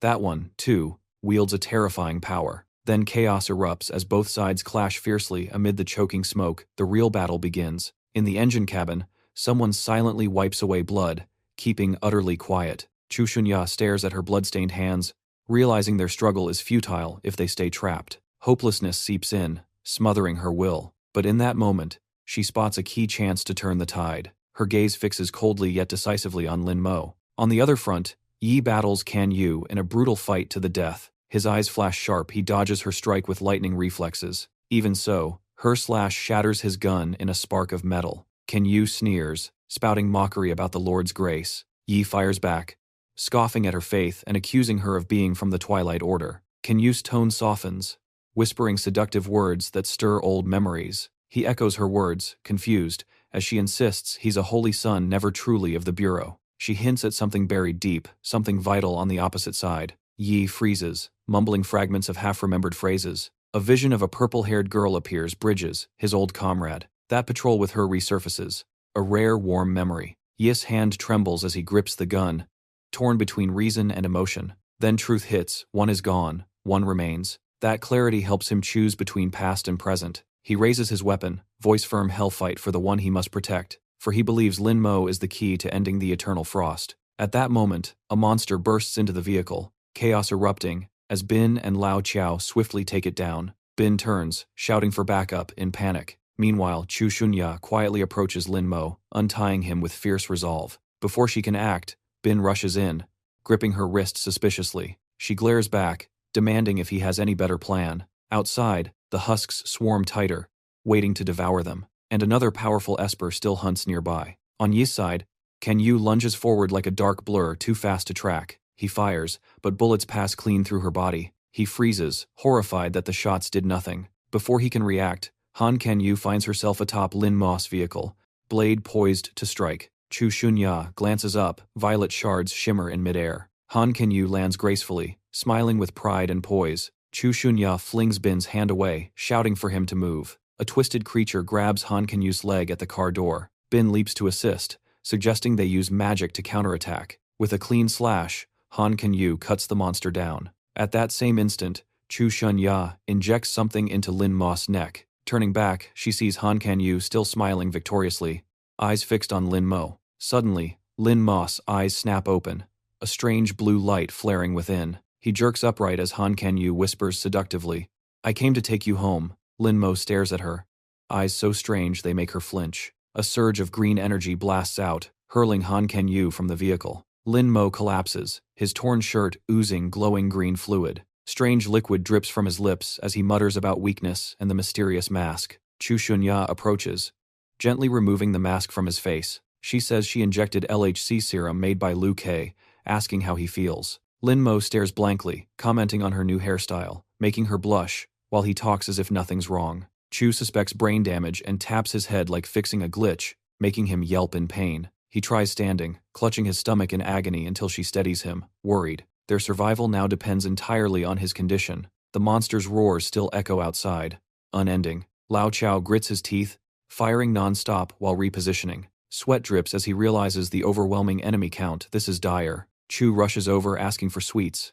Anything sugary, he stammers. He's diabetic and has none. She glances at Lin Mo, wishing for just one chocolate bar as his strength fades and hunger slurs his voice. Suddenly, a small trembling hand offers him one. Maggie presents a chocolate bar left by her father, stirring guilt in Lin Mo. He hesitates to accept, knowing its meaning, but a stern voice urges him to take it, saying helping others is what good kids do. Beret turns to Chiaona, firmly requesting aid to evacuate Lin Mo, insisting he can handle it. Maggie insists again, her childish yet firm tone forcing Lin Mo to accept. Recognizing the brand, he winces, recalling unpleasant memories as he takes a bite. As he eats, his body glows, bright green mind cleared, ready for action. A monster suddenly lunges at Lao Chao from behind. He stumbles back, realizing his gun's empty, cursing in panic. Lin Mo shouts, commanding him to stop immediately. Before Lao Chao reacts, Lin Mo smashes the creature to dust with a glowing strike. Lao Chao claps his hands over his ears, stunned by the sheer force of that blow.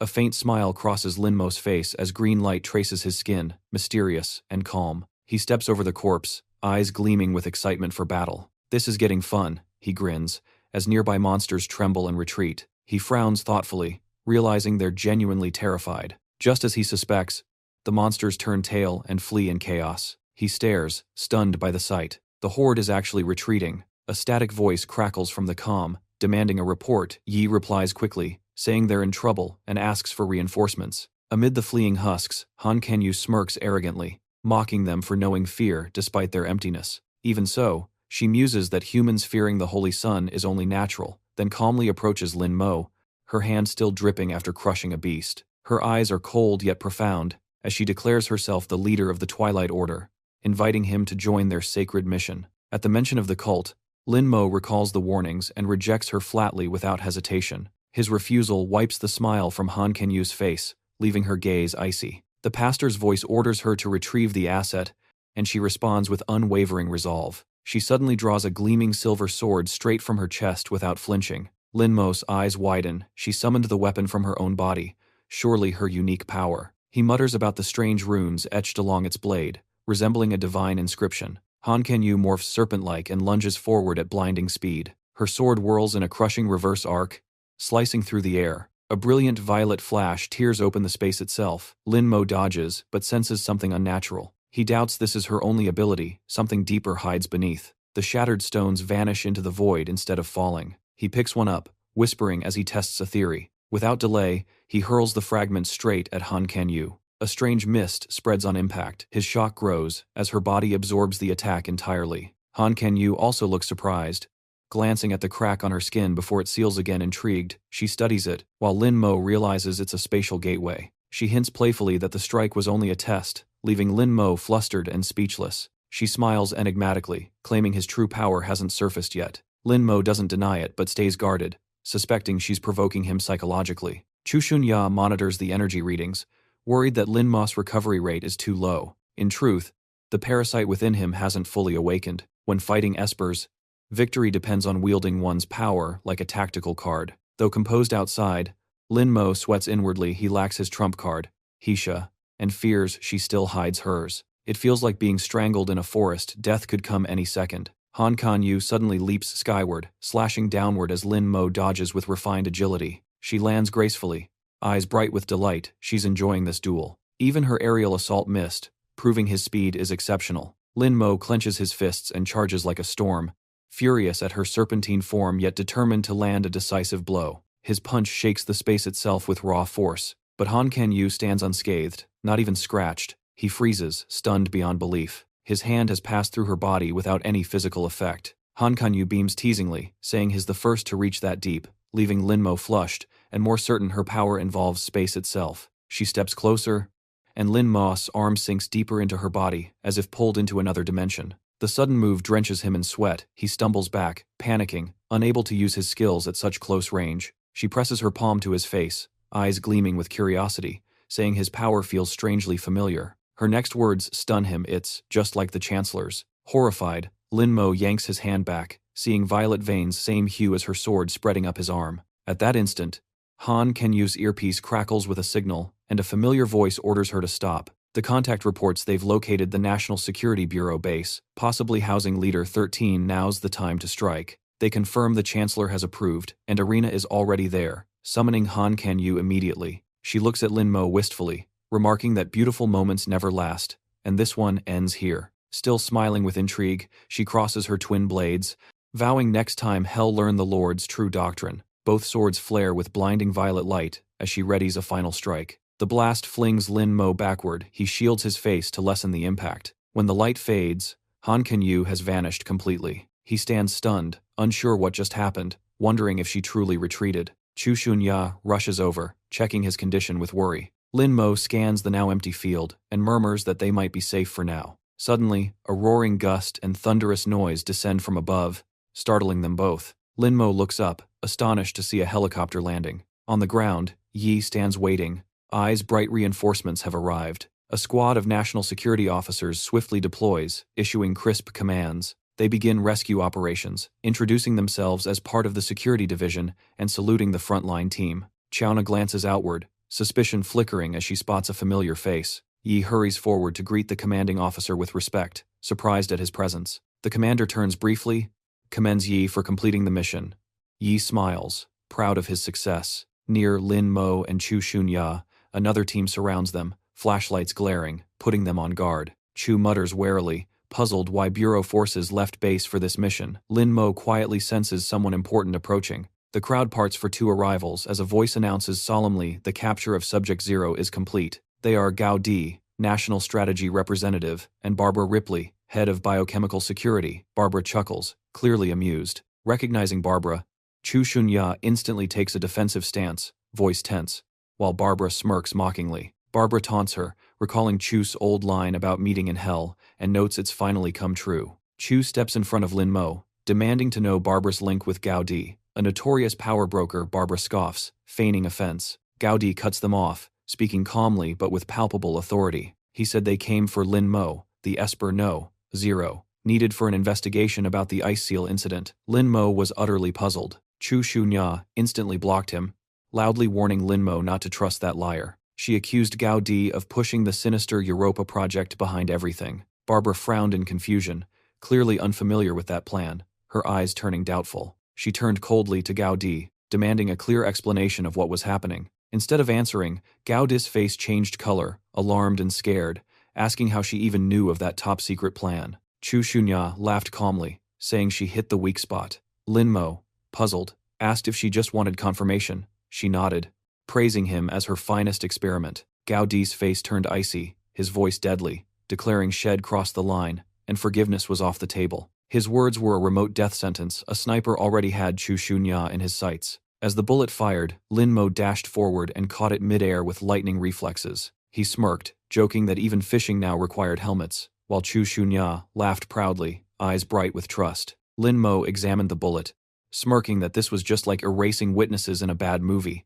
Barbara lost control, grabbed Gao Di's collar, and screamed for the truth about the Ice Seal event and the Europa project. Gao Di coldly glanced at her and ordered that it wasn't time for her to know everything. He commanded the soldiers to drag her away, though Barbara kept shouting for answers. Meanwhile, Chu Shunya panicked, warning Lin Mo he was exhausted and not yet fully recovered. Lin Mo looked at his hand, the blue marks spreading, thinking if he used full power, he could end them all. Gao Di decisively ordered Lin Mo captured alive and Chu Shunya killed, igniting Lin Mo's fury, but he still thought at least he could save someone. B-Rex yelled to stop the troops, demanding Gao Di's true intent toward Dr. Chu and confirming civilians were safe. Lin Mo sprang up, shielding Chu Shunya, firmly declaring he wouldn't run anymore. He suddenly pulled her close, urgently telling her to hold on tight. Chu Shunya muttered helplessly that she knew he'd pull this stunt again. Then Lin Mo shot into the air, a blazing blue trail behind him, zipping past skyscrapers so fast the soldiers' bullets missed completely.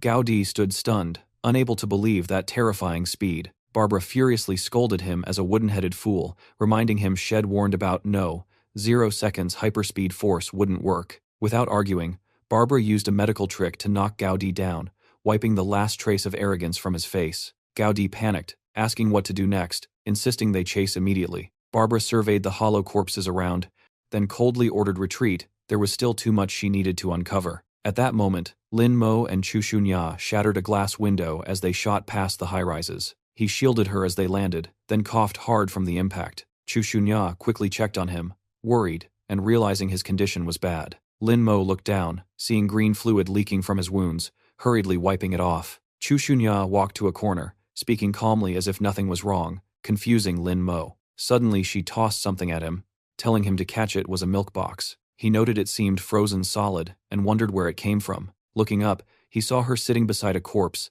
studying it closely as if she'd discovered something. She observed the body had long been dead, likely from a bullet to the chest. She pointed farther away, saying it looked like the two had killed each other. One might be the murderer. Maybe survivors had fought over supplies and ended up dead, but at least they got some loot out of it. Bad luck with a silver lining. Hearing that, Lin Mo fell silent, eyes dim, murmuring that others' tragedy had become their chance to live just like the old days. His mind cracked with old memories while Chu Shunya worriedly tried to pull him back to reality. She smacked his shoulder playfully, saying what mattered now was filling their stomachs. After rummaging around, Chu Shunya made a bizarre hot pot of onions, potatoes, and canned milk that stunned Lin Mo. She stayed calm, saying even Chinese restaurants had hot pots, and if he disliked it, he could ask the upstairs neighbors. Lin Mo awkwardly said he didn't mind the ingredients, just that the combo seemed a bit reckless. She defended herself, saying milk needed thawing, food didn't always need cooking, and it was efficient use of resources. Lin Mo sighed, but admitted she had a point.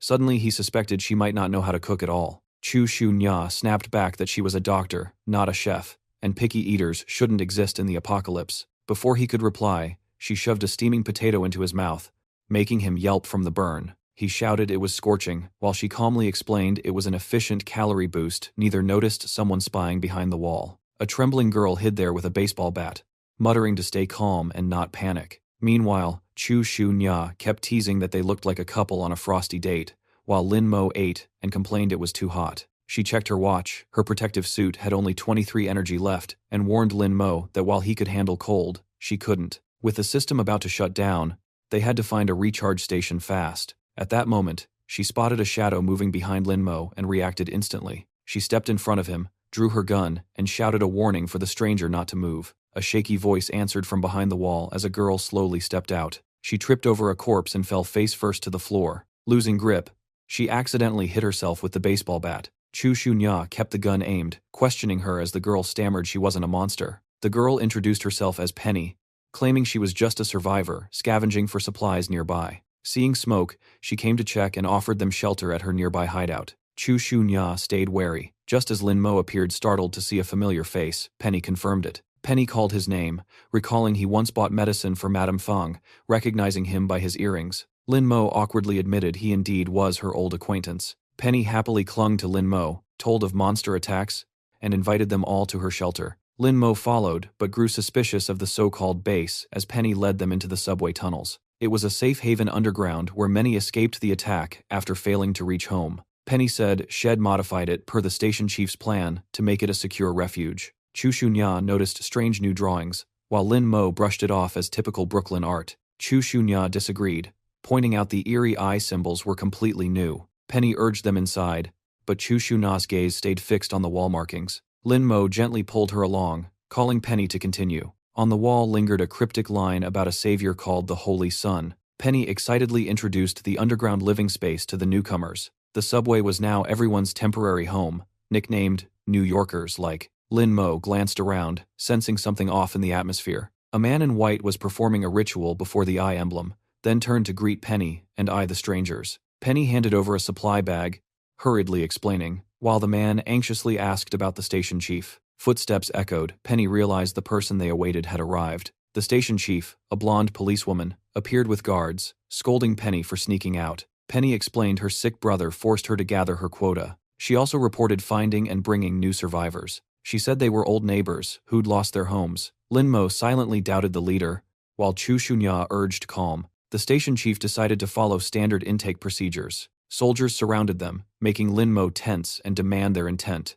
The station chief examined him closely. Lin Mo grew wary of her scrutiny. She froze mid-inspection, as if shocked by what she saw. She stammered, recognizing a unique mark that revealed his true identity. Everyone in the station dropped to their knees, chanting, "Welcome to the returning Holy Sun." Lin Mo stood dumbfounded, unable to grasp their sudden fanaticism. Chu Shunya explained they were from the Prophet Association, not the hostile faction from before. The station chief solemnly declared they'd long awaited the Holy Sun and his guardian saint. She said since Doomsday they'd been abandoned with no rescue. The walking wooden corpses had also vanished without a trace. At first, she doubted divinity until witnessing something truly supernatural. That was when she first saw the Holy Suns appear with her own eyes. After that event, they followed the Prophet Association, protecting survivors under the Holy Sun's blessing. Before departing, one Holy Sun prophesied that a man with sacred eyes would come here. They believed that prophecy and waited, even when hope seemed futile. The survivors here now sought his protection, the living emblem of their faith. Lin Mo silently looked over the crowd, repeating the word hope in quiet doubt. In this ruined world, hope was the most precious luxury everyone still longed for. Penny stepped forward, bowed, and reverently offered him a sacred gift. He looked down, it was several boxes of food, and wondered silently. The station chief explained it was holy nourishment prepared to sustain the Holy Sun in survival battles. Chu Shunya realized they risked their lives outside just to gather supplies for maintaining the Holy Sun. Someone worried aloud about food shortages but was silenced by the station chief. The station chief dismissed the concern, insisting preserving the Holy Sun came first. Lin Mo watched, feeling as if everyone was controlled by some unseen force. He turned to Chu Shunya, eyes resolute, clearly having made a decision. She quickly grabbed his hand, warning resistance might lose the crowd's trust. He smiled confidently, telling her to trust an experiment like him. He already had a plan. Chu Shunya watched him go, doubtful of what he intended to do. Lin Mo approached the station chief, learning her real name was Hannah, who asked what he wanted.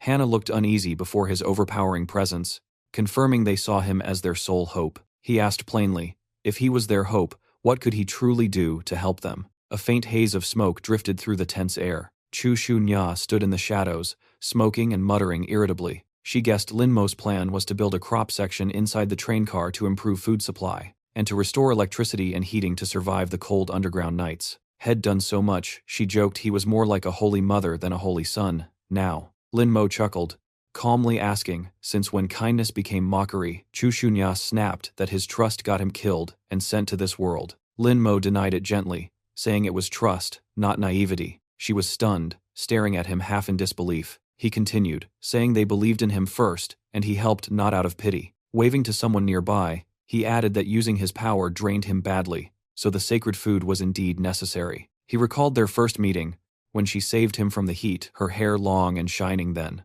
Chu Shunya angrily smacked his shoulder, telling him to stop talking nonsense. Lin Mo just grinned, explaining he too needed people working like the Prophet Association, but in a different way. He relied on genuine goodwill, not deceit or coercion, then raised his hand in a victory sign. Chu Shunya got so mad she dropped her cigarette, burning her shirt. Lin Mo burst out laughing, then promised to stop acting clever, but she barked at him to get to the point. He turned serious, repeating her claim that he trusted people too easily. But he disagreed, recounting how Head once been cold, killing to survive, only to be betrayed. He mentioned Ming Ming, who might not have betrayed him if she'd known he truly changed, making Chu Shunya realize why he obsessed over growing plants. Lin Mo said weakness made people cruel and lost. Thoughts flashed through him. Fear drove people to extremes, selfishness, and despair. He refused to repeat that tragedy here. Chu Shunya smiled, agreeing that human weakness was why they needed each other. His ideal of uniting collective strength and production power was the true key to survival. She asked if she understood him right.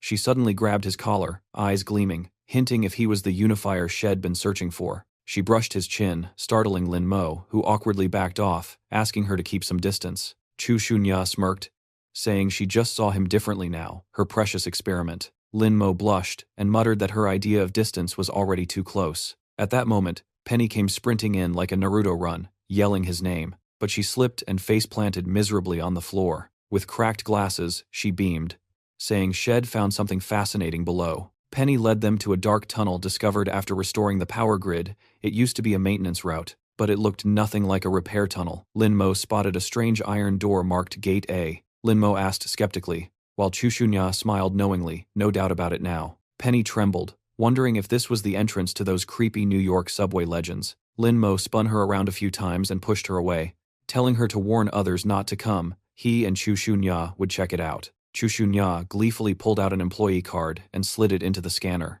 The machine sluggishly verified data, prompting her to mock it as a turtleage antique. Lin Mo eyed her suspiciously, asking why she had a card if Shed quit the system. She said Shed retired. But the card wasn't hers, it bore the name and photo of Joanna. Lin Mo stared, asking when she got it. Teasing that no wonder her coworkers hated her, she coolly replied, "If you steal from sheep, you'd better be tough."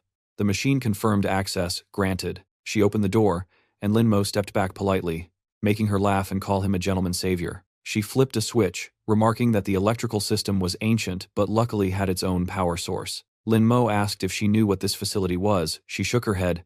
Earning his sarcasm, she shot back to just keep watching. Lin Mo leaned toward a vent to peer inside. He wiped the edge dust so thick it proved the place had been abandoned for ages. No signs of frost or ice. He suspected it was due to the underground environment or special heating system. The deeper they went, the more uneasy Lin Mo felt, while Chu Shunya noticed old-fashioned machinery everywhere. Yet the installation style was strangely modern, as if recently expanded. Entering a chamber, Lin Mo froze and gasped in shock. Before them glowed rows of red monitors bearing the emblem of the National Security Bureau. Chu Shunya rushed forward angrily, realizing the agency had hidden a base under civilian grounds. Lin Mo quipped, it looked like it guzzled the whole national budget. A keyboard appeared on the screen, requesting an agreement code. She stepped back, puzzled, then suddenly recalled a crucial keyword, Europa. She typed in Europa Project, and the system instantly verified success. Blue light flooded the room as the screen announced System Update Initialization. Numbers streamed rapidly until the update reached 100.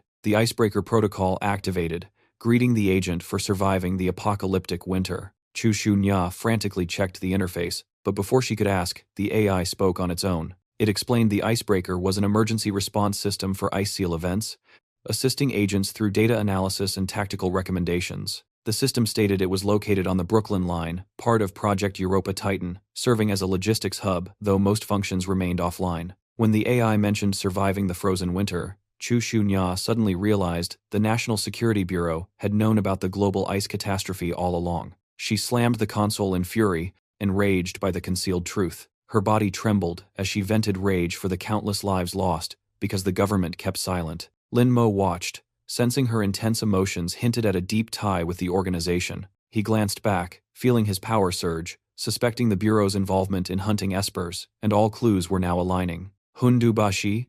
A random curse slipped out mid-thought. Lin Mo nudged Chu Shunya playfully, teasing, "What are you daydreaming about?" She turned away, her voice low, just remembering a few old things.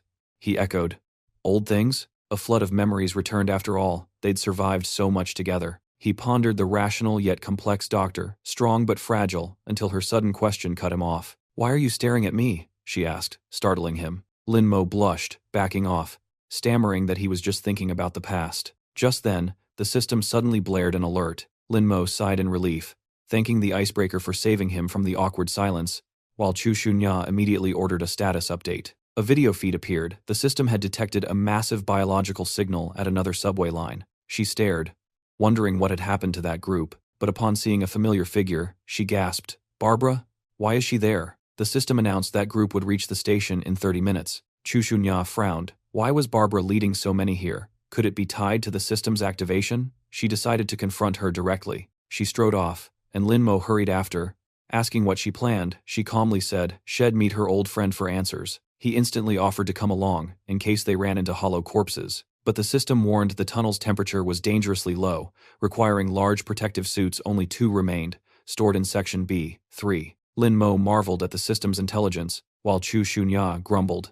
If it wasn't smart, where did the tax money go? She looked down at her low-battery suit and sighed. It was time to change. In room B3, Lin Mo naively asked, why do I have to wear one too? Before he finished, Chu Xunya hurled a heavy case straight at his head. He clutched his forehead, whining. "I'm heat-proof, already, no need for violence," she replied while gearing up that even if he could handle heat, he still needed stable body temperature or head freeze like an ice pop. She stepped inside to change into the biosafety suit, ultralight, flexible, and adaptable to multiple environments. For Lin Mo, it helped reduce excessive energy output. Meanwhile, the system monitored his physiology to prevent overusing his power. She kept talking, unaware he stood frozen, blushing hard, eyes wide, and had dropped the case entirely. The suit's functions recalled the doctor's own scarred past in his mind. Chu Xunya suddenly froze, catching Lin Mo's gaze. She asked quietly if Head heard a single word she just said. Lin Mo stood frozen, eyes wide with clueless embarrassment. Chu Xunya burst out laughing at his ridiculous reaction. She teased him, lifting his chin, saying his powers hadn't erased his instincts. Blood gushed from his nose, and he fell flat on his back. He was then stuffed with tissues while being helped into the suit, ordered not to move. Everything would stabilize soon, just needed some patience. Feeling something being stuck on him, Lin Mo curiously asked what it was. Chu Xunya explained it was a logo cover to avoid attention from sharp-eyed outsiders. Looking at himself, Lin Mo felt the suit like a second skin and sensed his temperature normalize. They were now fully equipped, ready for the mission ahead. With preparations complete, all that remained was the right moment to depart. Lin Mo joked about her new hairstyle, earning her irritation as she stormed off unaware they were being watched.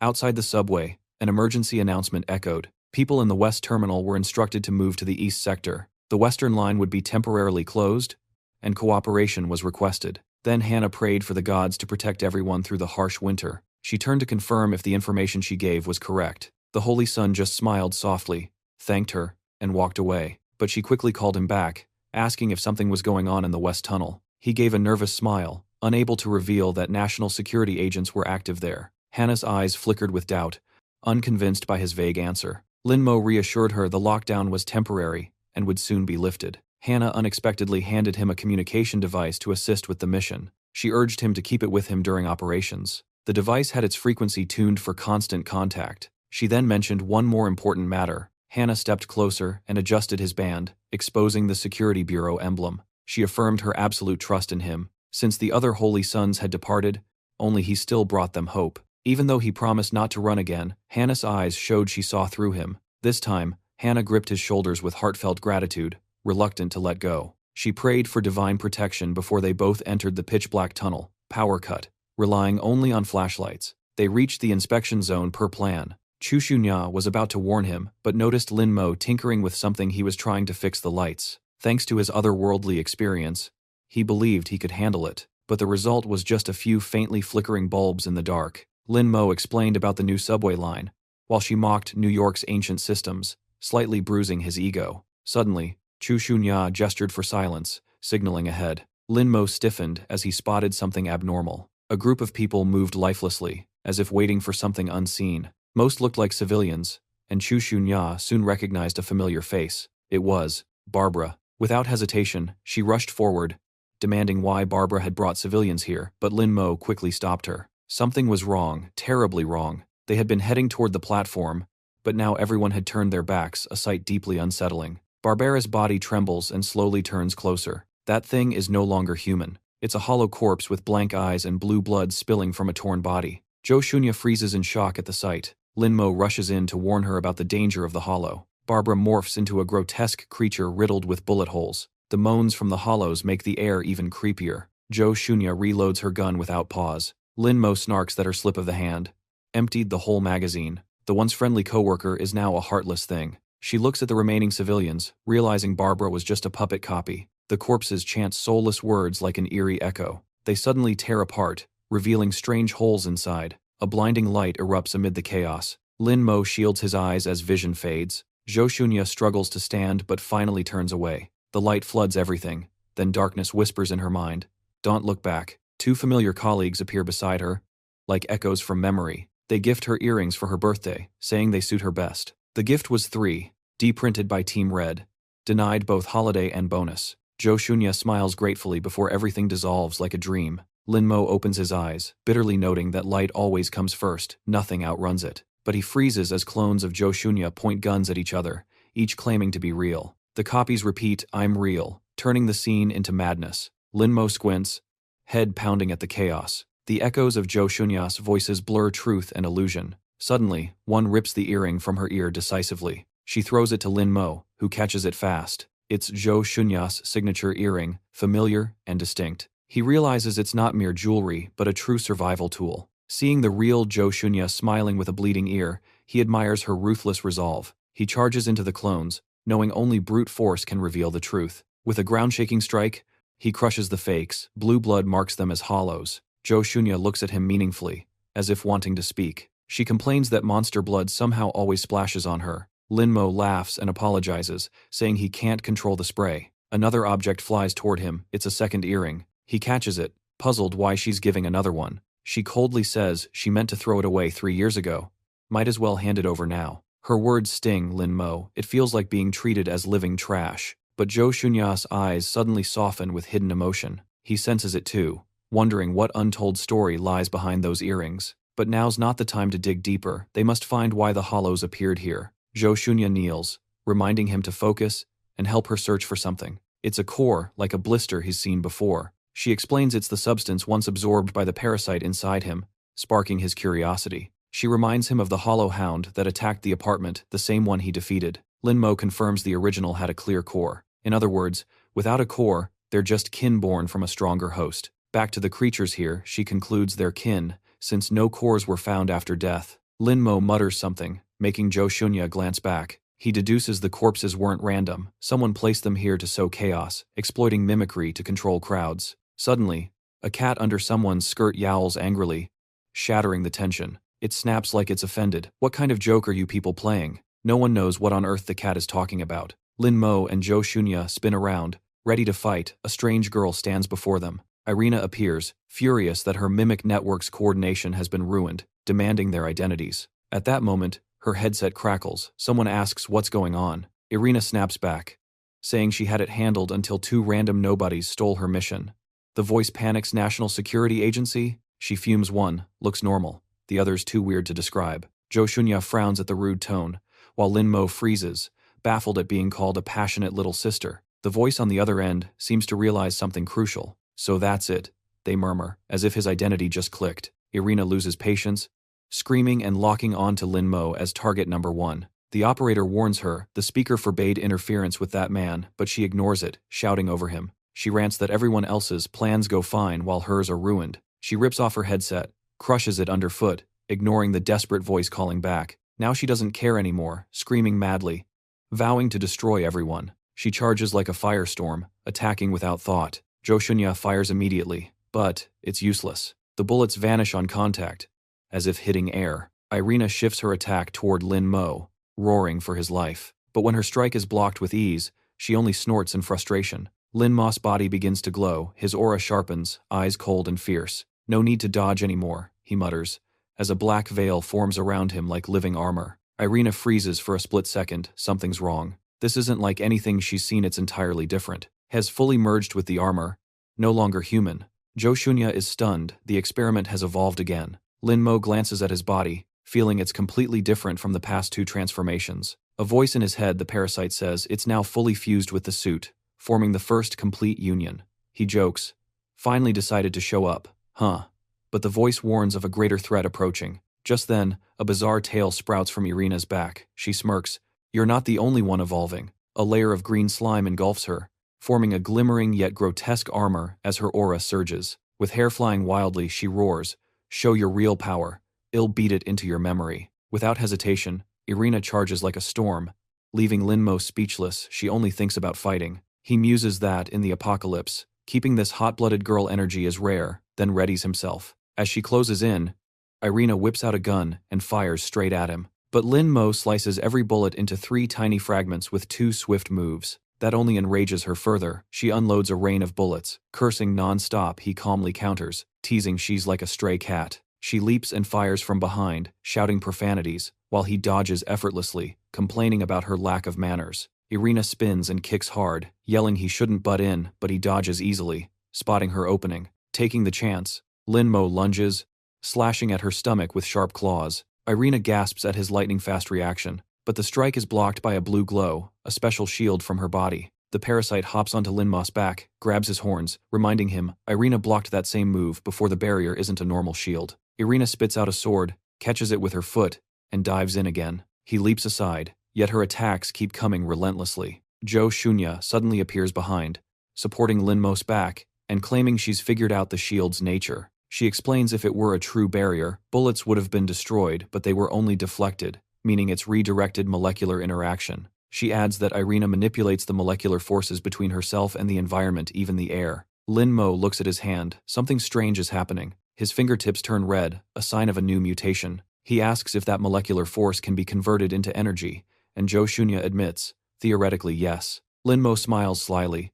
Noticing his claws growing longer, he's figured out how to break the barrier. Hearing that, Jo Shunya tenses and rushes forward, afraid he's about to do something reckless. But before she can finish, Irina attacks again with her sword, shouting, "What the hell are you babbling about?" Linmo dodges easily, blocking with his red claws just as he predicted. Irina counters with a brutal kick, forcing him up to the next level. She leaps back, keeping distance, mocking that he finally couldn't dodge. Linmo's face hardens, eyes cold and razor-sharp. "Had enough chaos?" he says icily. "If so, it's my turn."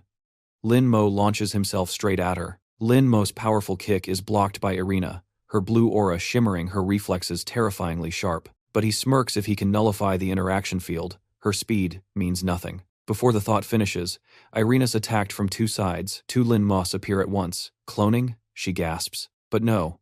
Not after images, he's just that fast.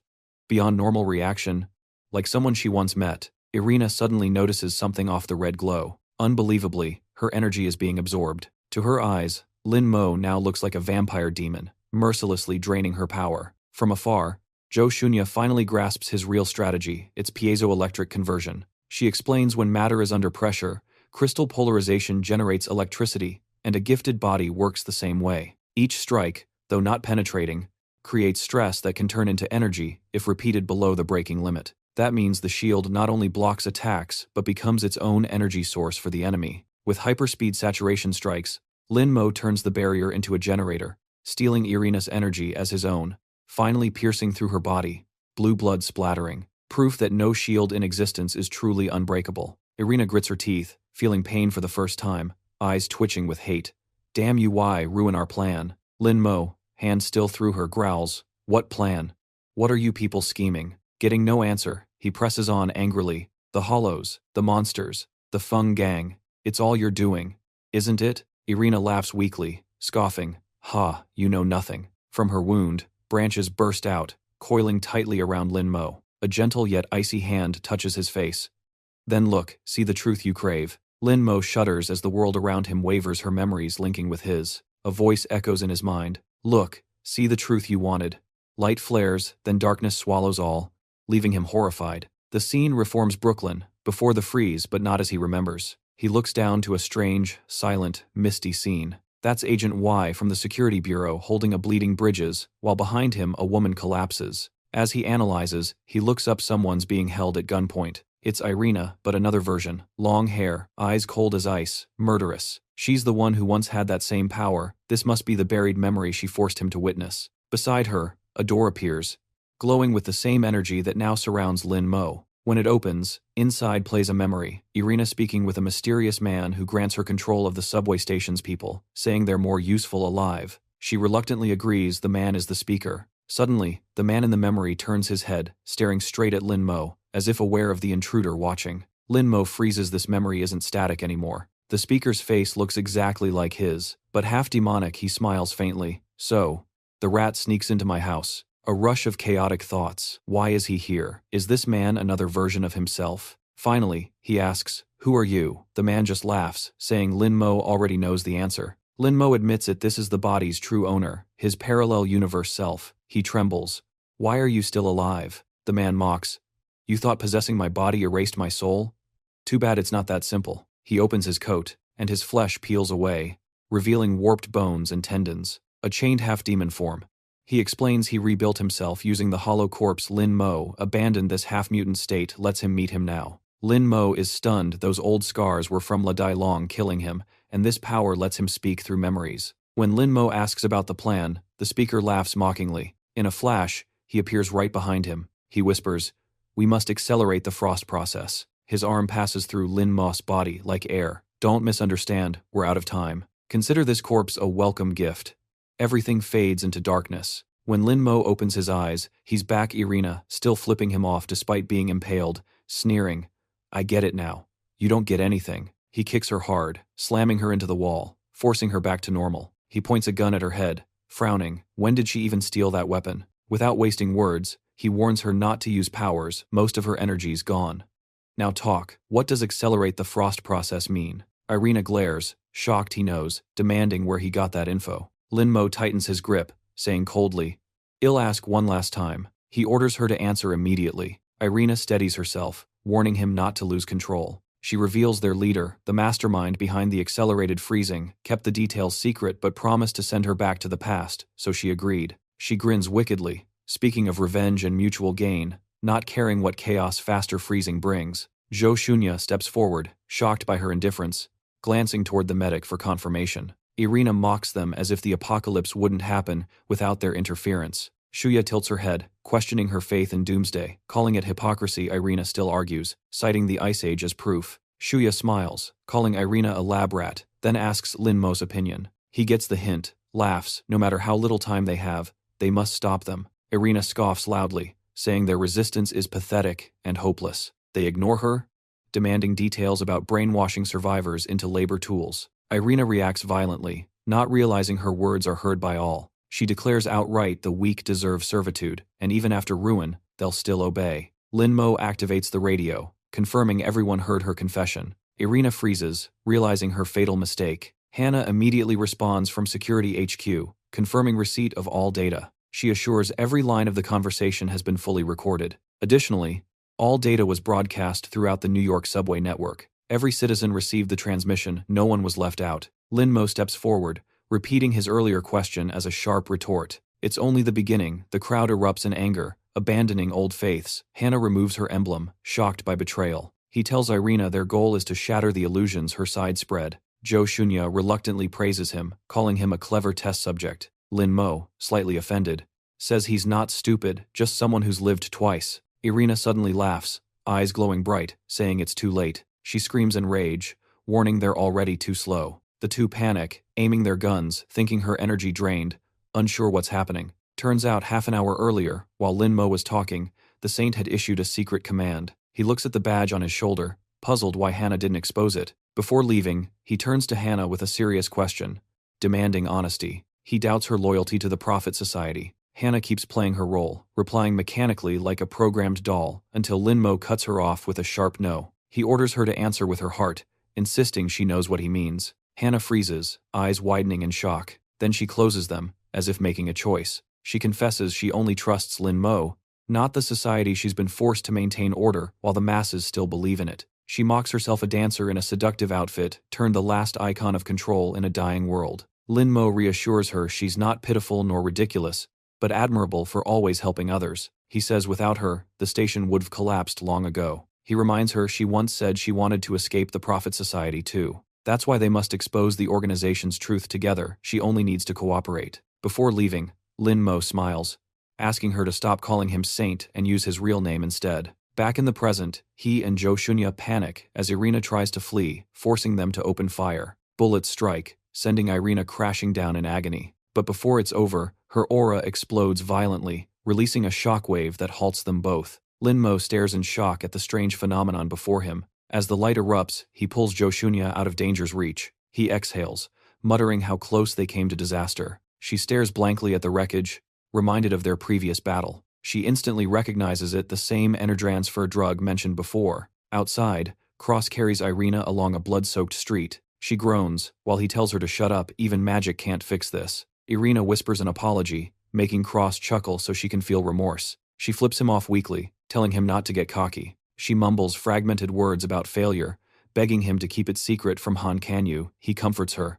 telling her to rest. Meanwhile, Lin Mo and Zhou Shunya stand awkwardly, unsure how to handle the heavy atmosphere. Something deeply wrong is spreading around them. Lin Mo reaches out to the people nearby, but they recoil, eyes wary. He stammers, asking why they're acting like this. It turns out everyone is terrified of him. Zhou Shunya steps forward, gently saying, he must have guessed the reason by now. Lin Mo glances at the gem he carries, finally understanding. Broken faith breeds deep doubt. When trust dies, fear and suspicion thrive, especially in the apocalypse. Hess felt that himself before, so he knows it all too well. He tries to calm them, saying the zombies are tools of the Prophet Society to control people. He's nothing like them. But one man snaps, aren't you the saint too? Another tries to hush him. Lin Mo stays calm, explaining they're just scared, not trying to rebel. He insists he's nothing like that organization and doesn't seek power. But the man keeps provoking, demanding proof. The girl beside him worries. Shunya suggests acting, but he refuses. He knows any violence now would only deepen panic and destroy what trust remains. Shunya frowns, asking what he plans to do then. He realizes if this drags on, the crowd will collapse from within, just as he once did. Then, a gunshot.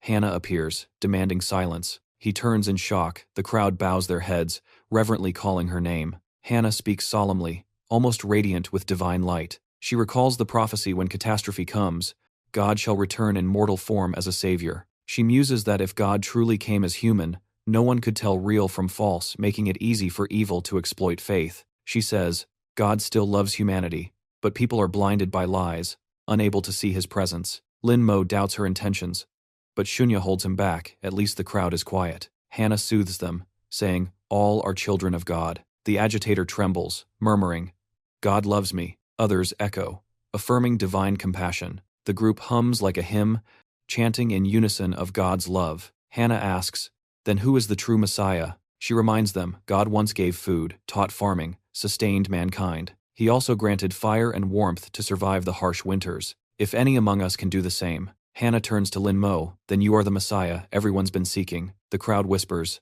Messi. Lin Mo finally understands her message. Penny rushes over, singing excitedly, it's him. She recounts how he fixed the heaters, improved the train cars, and ended the famine. Hannah continues, affirming he exposed evil plots and rekindled hope. The crowd gazes at him like a saint, light surrounding him, chanting, Savior. Shuya glances at Hannah, eyes glimmering with admiration. The cries of Messi grow louder, echoing through the tunnels. The people slowly disperse in order, while Lin Mo looks at Hannah gratefully. He thanks her sincerely for stepping in at the right moment. She smiles, still composed. Then she suddenly asks, Lin, how will you repay me? She emphasizes as Lin Mo the man, or Messi the savior. He laughs, calling it a test, and says he's just human like everyone else. Hannah smiles softly, relieved, affirming that he truly is someone special. She steps forward to shake hands and express sincere thanks, but she also wants to offer a little advice. Hannah leans in and whispers that sometimes you must speak in ways others can accept. Lin Mo repeats her words, looking dazed in thought. Hannah explains, most refugees are religious, so to change them, one must understand their faith, then hints timing is key, just like what she did. Lin Mo nods in grasp. Chu Shunya remarks that fools only see pain without realizing the value within suffering. The wise know their essence and place, so idiots must be guided to find hope in despair. Hannah glances at Shunya, seeming to agree, while Lin Mo still looks puzzled. Hannah shifts topic, excuses herself, and leaves the two behind. Lin Mo watches her go, then asks Shunya if he's misunderstood something. She glances at him and shoots back, whether he's the one misunderstanding. He laughs it off. They head to the underground base. Shunya quickly steers back to the main topic. She asks what the next plan is. Though the refugees have awakened, their living conditions remain unstable. One mishap could spark chaos. Lin Mo catches on, guessing Shunya already has a detailed plan. She doesn't answer directly, saying she found an unactivated shelter section in the base design. It has power, medical, and production systems, basically a self-sustaining zone for a long ice age. Lin Mo agrees, seeing it as a survival hub, then recalls Ri and the group in Manhattan. Suddenly, the alarm picks up an emergency signal.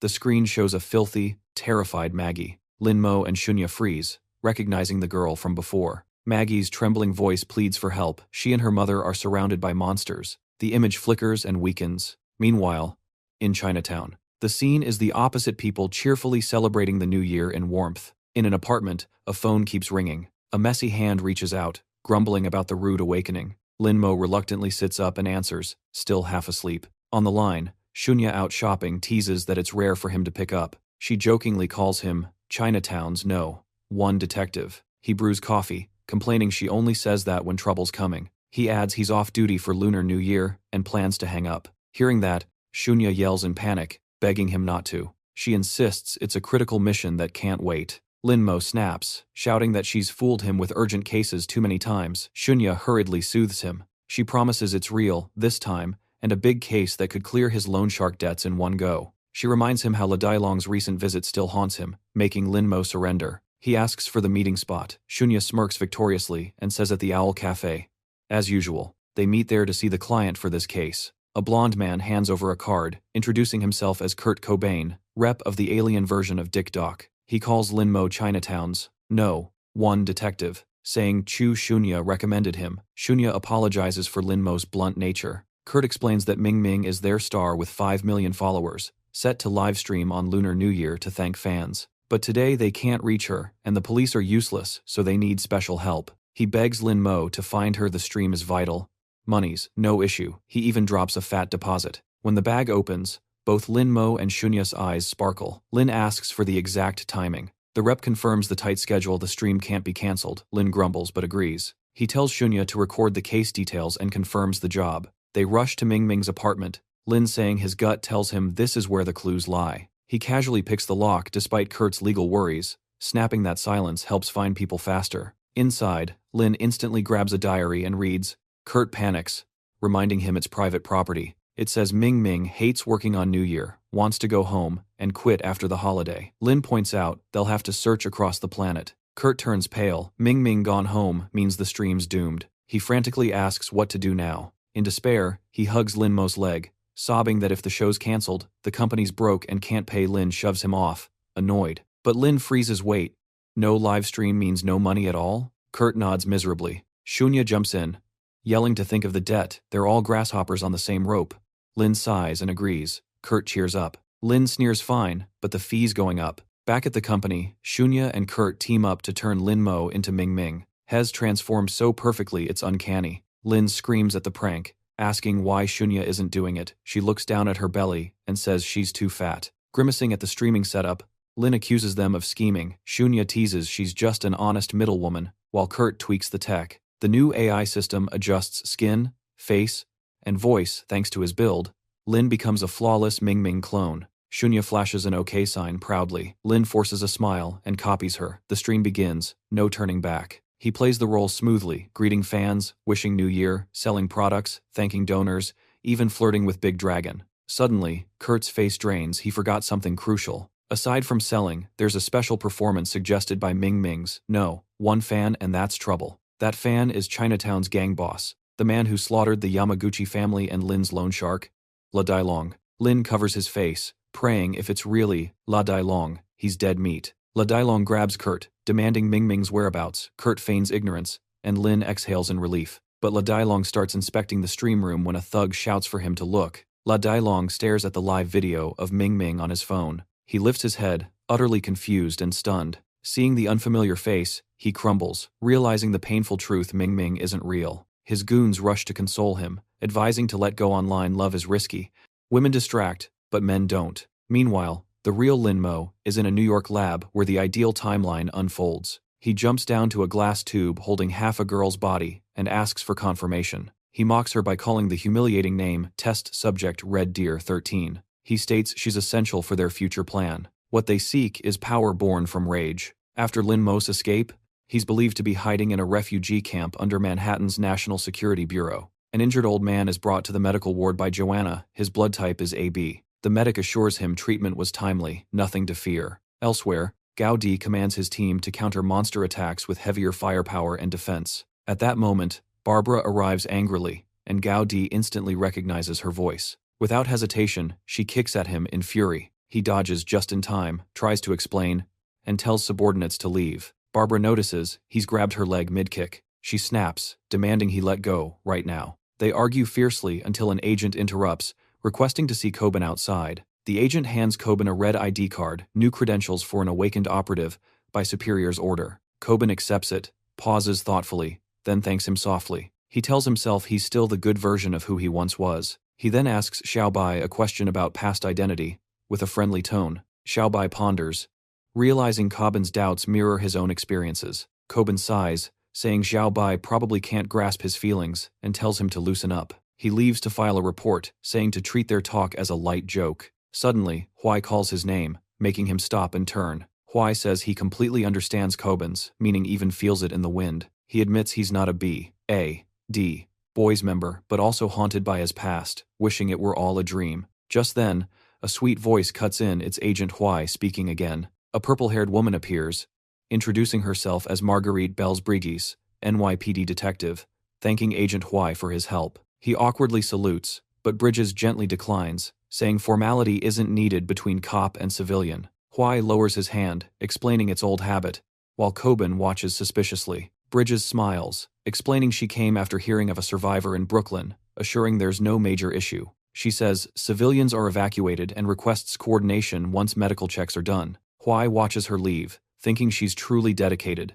Bridges turns back, saying someone has to act in times like this. Her words trail off, heavy with unspoken emotion. She sneezes. Huai moves to help, but she refuses, deepening Koban's suspicion. She chuckles softly, assuring she's fine, then walks on. She asks him whether soldiers on the battlefield must always wait for orders. He avoids her gaze, replying evasively, clearly used to it. Bridges glances at the Statue of Liberty behind, saying she hopes the lady will slowly accept this new reality. Huai nods lightly in agreement with that thought. Meanwhile, on Liberty Island, the National Security Agency headquarters, the atmosphere is tense. An agent enters to report to Gaudi, who sternly puts down his phone to hear the crucial update. The meeting room door is shut tight for confidentiality. The agent carefully closes it, as Gaudi brings up another grave issue concerning Balorza. Though Subject Zero escaped, he reports Balorza's location has been found and relayed to superiors. Outside, Barbara sees the closed door, frowns in annoyance, and walks away without asking.